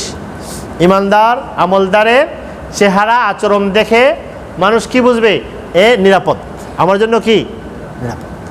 তার আচরণ ব্যবহার কথাবার্তায় বুঝবে না যে আমি মেয়ে মানুষ, আমাকে হঠাৎ করে যাইতে বলছে, আমি যাবো, আমার ভয় লাগবে, কিচ্ছু বলে না। ঠিক আছে চলো। কোথায়? কয় ও নবীর কাছে নিয়ে দেবো তোমার। নবীর কথা একটু একটু শুনছে যে একটা লোক আসছে, কিছু কি যেন বলে, নতুন নতুন কথা। নবী করিম আসার পরে নবী করিম সাল্লাল্লাহু আলাইহি ওয়াসাল্লাম বললেন, নাও মশক নামাও। মশক নামাইছেন, নামাইয়া দাও পানি আনো। ওই পানির মশকের মধ্যে এখন তার তো মনে মনে লাগবে আমি এত কষ্ট করে পানি আনছি, এরা এখন পানি খাইয়ে ফেলায় না, কি করে আল্লাহ জানে। নবী একদম মশকের মধ্যে হাত দিছেন, এখন তোমরা বলে পানি নাও। পানি যে নিতেছে আর পানি আর শেষ হয় না। শত শত মানুষ খাইছে, গোসল করছে, ঘোড়ারে খাওয়াইছে, উটরে খাওয়াইছে, হ্যাঁ, এরপরে তাদের মশক ভরছে, পানি আর শেষ হয় না। হাত উঠাইছেন, দেখা যায় যা ছিল তাই। এখন মহিলারা কে বলেন, তোমার সব পানি বুঝে পাইছো? হ্যাঁ বলে, হ্যাঁ পাইছি তো, সব পানি বুঝে পাইছি, কোনো সমস্যা নেই। এরপরে সাহাবীদের কাছে তোমাদের কার কার কাছে কি আছে দাও, ডলার, পাউন্ড, রিয়াল, বিদেশি টাকা পয়সা। টাকা পয়সা না, আসলে টাকা পয়সা থাকতো না, খাদ্য আর কি, কার কাছে কি আছে দাও। সবাই খুশি হইয়া অনেক কিছু আইনে দিছে, বুঝে আসছে তো। সব জমা হওয়ার পরে এখন বলেন নাও। এখন তার পানির বোঝা থেকে এটা আরো বড় হয়ে গেছে। এরপরে সাহাবায়ে কেরাম তার সাথে আচরণ করে তারে পাঠাইছে। বাড়িতে তার পেরেশান, এত দেরি কেন হলো? বাড়িতে আইসা বলে, এমন লোকের সন্ধান পেয়েছি, এমন লোকের কাছে গেছি, এমন লোকেরা আমাদেরকে এইভাবে নিয়ে গেছে, তাদের আচরণ এরকম, মানুষ এরকম, এইরকম। এই যে ঘটনাটা ঘটেছে, নবী সাল্লাল্লাহু আলাইহি ওয়াসাল্লাম তারে একবারও বলেন নাই মুসলমান হয়ে যাও। কেন বলেন নাই? বললো কেউ আমার জোর করছে, আমার বিপদে ফেলাইছে, ত্রাস সৃষ্টি করে, হইতে পারে এরকম অনেক কোনো কাহিনী। কিন্তু রাসূলুল্লাহ সাল্লাল্লাহু আলাইহি ওয়াসাল্লাম, সাহাবায়ে কেরাম কিন্তু এমন আচরণ করে দিছেন, সে মুগ্ধ, বিমুগ্ধ, যে আমার জিনিস কিচ্ছু হইলো না, কিছু রাখলো না, কিছু খাইলো না, আবার মূল্য দিয়া দিল, আবার এই পানির থেকে এরা টাঙ্কি ভরে পানি রেখে দিল, কিচ্ছু হইলো না। সে মুগ্ধ হয়ে বাড়িতে ফিরে গেছে। এরপরে এটা হলো প্রথম ঘটনা। দাওয়াত দেন নাই, কিছু বলেন নাই, কিন্তু এটা দাওয়াত। কিছু বলেন নাই, কিন্তু এটা কি? এটা অনেকে বোঝে না, মনে করে দাওয়াত, খালি দাওয়াত দিছি কইলে কি হয়। দাওয়াত দিছি না কয়ে হাসি দিলেও যে দাওয়াত হয়, এটা শেখার অনেক ইতিহাস আছে। 2 নম্বর দাওয়াত দেখেন। এরপরে নবীজি ঘোষণা করছেন, এই ভদ্র মহিলার বাড়ি যে এলাকায় আছে, এদিকে কাফের মুশরিকরা থাকলে যুদ্ধ হইলেও তার এলাকায় কেউ যাবে না। এরপরে ডান দিকে ওই এলাকায় যুদ্ধ হয়েছে, ওই এলাকায় যুদ্ধ হয়েছে, ওই এলাকায় মারামারি হয়েছে, আরও 5-7 বছর পার হয়ে গেছে, তার এলাকায় কোনো সাহাবীরা তার ওই ইহসানের, ওই যে সুযোগটা, তার ইহসান করছে কি, এত পানি তার নিয়েই গেছে, কিন্তু তার যে করেছে এটার বদলা নবী আখলাক দিয়ে দেখাইছেন যে কি, তার এলাকায় কেউ একটু জ্ঞান নজরও তাকায় দেখে নেই। এটার কারণে মহিলা একদিন যখন শুনছে মক্কা বিজয় হয়ে গেছে, মুসলমানরা জয় হয়ে গেছে, সবাই ডাকছে, কয়ে ওই যে তোমাদের পানির ঘটনা মনে আছে, ওই দেখছো আমাদের কত কি করেছে, এত কিছু করেছে, আমাদের উপরে কোনোদিন হামলাও করে নাই, কেউ চাপও দেয় নাই, চলো আমরা মুসলমান হয়ে যাই। দল বেঁধে একসাথে আইসা একসাথে মুসলমান হয়ে গেছে। একসাথে কি হয়ে গেছে? মুসলমান হয়ে গেছে। এই যে কর্মকৌশলগুলো সিরাতের পাতায় পাতায় একটু সূক্ষ্মভাবে গ্রহণ করলে মানুষ ওখানে শিক্ষাগুলো আছে। এখন মানুষ খালি ওইটা দেখে। আমি বলি, নবী করিম সাল্লাল্লাহু আলাইহি সাল্লামকে সরাসরি মারতে আসছে, হত্যা চেষ্টার সবটুকু করেছে, নবীজি তাকে হাতে নাতে ধরেছেন, তারে কুচি কুচি করে কাটতে বাতাসে উড়াইয়ে দিতে পারতেন, কিন্তু তারে একদম বিনা ইয়াতে মাফ করে দিছেন। এমন ঘটনা কি 1-2টা সিরাতের আছে? এটাকে মানুষ নেয় না কেন? এটাকে দাওয়াতের উসলুব হিসেবে গ্রহণ করে না কেন? তো দাওয়াতের হাকিকত বোঝার জন্য, মূল প্রকৃতি জিনিসটা আসলে কি, দাওয়াতের জজবা পয়দা করার জন্য, দাওয়াতের নিপুণ সুনিপুণ কর্মকৌশল শেখার জন্য সিরাতে নববী সাল্লাল্লাহু আলাইহি ওয়াসাল্লামের পাঠের মধ্যে অনেক শিক্ষা আছে। রয়ে গেল কিতাব নির্বাচন, বই নির্বাচন, পড়ার সময়ে ঠেকে গেলে জানার জন্য। এই জন্য তো আমাদের উস্তাদে মোহতারাম মাওলানা আব্দুল মালিক সাহেব বলেন যে আসলে এই ধরনের অনেক বিষয়ই এমনি সাধারণ ভাইরা তো সব তো আর মাদ্রাসা প্রতিষ্ঠানে তো পড়বে না, বাকি এগুলো মসজিদ ভিত্তিক, ইয়া ভিত্তিক কোনো আলেমের সরাসরি পাঠ গ্রহণ করতে পারে। একটা যদি সাপ্তাহিক, মাসিক, এশার পরে, নামাজের পরে শিক্ষা বিষয় নিয়ে হয়, তাহলে এটা অনেকের জন্যই একবার অন্তত পড়া হয়ে গেলে তাহলে তার জন্য এই দরজাটা কি হয়ে যায়, খুলে যায়।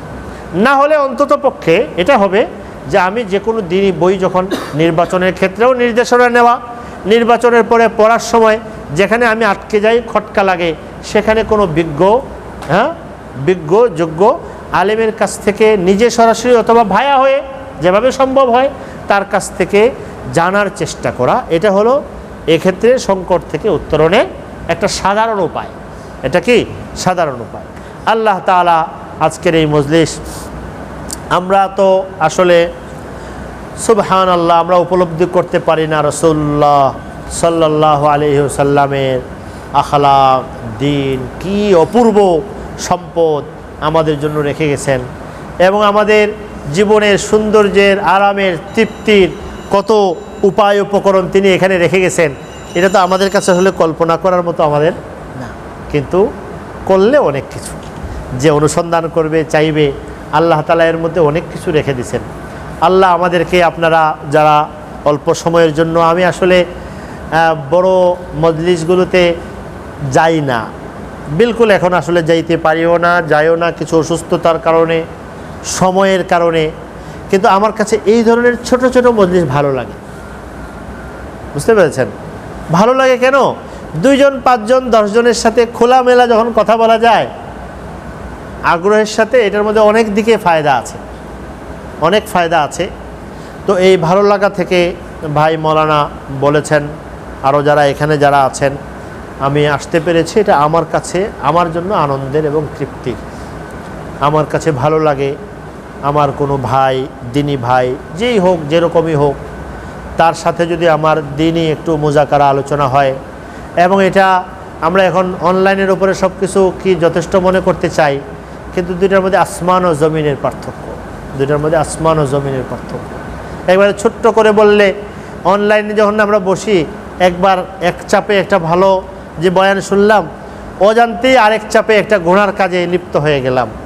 গুনায় নুকিতাত ফি কালবিহি নুকতাতুন সাউদা, হৃদয়ে একটা প্রলেপ, কালো প্রলেপ কী করে দেয়, বসায় দেয়। ফলে শোনাও হয়, কিন্তু সেটা ধারণ করার কি হালত অনেক সময় হয়ে ওঠে না। এই জন্য আল্লাহ তাআলা এই ধরনের ছোটোখাটো মজলিসে গুরুত্ব দিবেন, দেখবেন আল্লাহ এটার ফায়দা দিয়ে দিবেন। খুব আহামরি, খুব আমি নিষেধও করি আমার ছাত্র পরিচয়কেও বললে, বড় অনুষ্ঠানে ছোটো ছোটো অনুষ্ঠান 3টা করতে পারবা, এটা বড় অনুষ্ঠান আয়োজনে খরচ, কষ্ট, শ্রম, এর চেয়ে 3টা 5টা করতে পারবা। এর চেয়ে একজন লোকের কথা শুনবা, একজন মানুষের কথা শুনবা, একটা মজলিস হবে, একটা বৈঠক হবে, লম্বা টাইমও দরকার নাই, অনেক পরেশানি, অনেক কিছুর চেয়ে দেখবা হয়তো ওগুলোরও ফায়দা আছে, নাই তা না, ওগুলোর অন্যরকম বিভিন্ন রকমের ফায়দা থাকে, এটারও একটা বড় ফায়দা আছে। ঘন ঘন করা যায়, বেশি ফায়দা নেওয়া যায়। আল্লাহ তাআলা আমাদেরকে ফায়দা দান করেন, আমিন। ওয়া আখিরু দাওয়ানা আলহামদুলিল্লাহি রাব্বিল আলামিন। টাইম মনে শেষ করে ফেলেছে আমি নিজেই, নাকি? বাস, হ্যাঁ।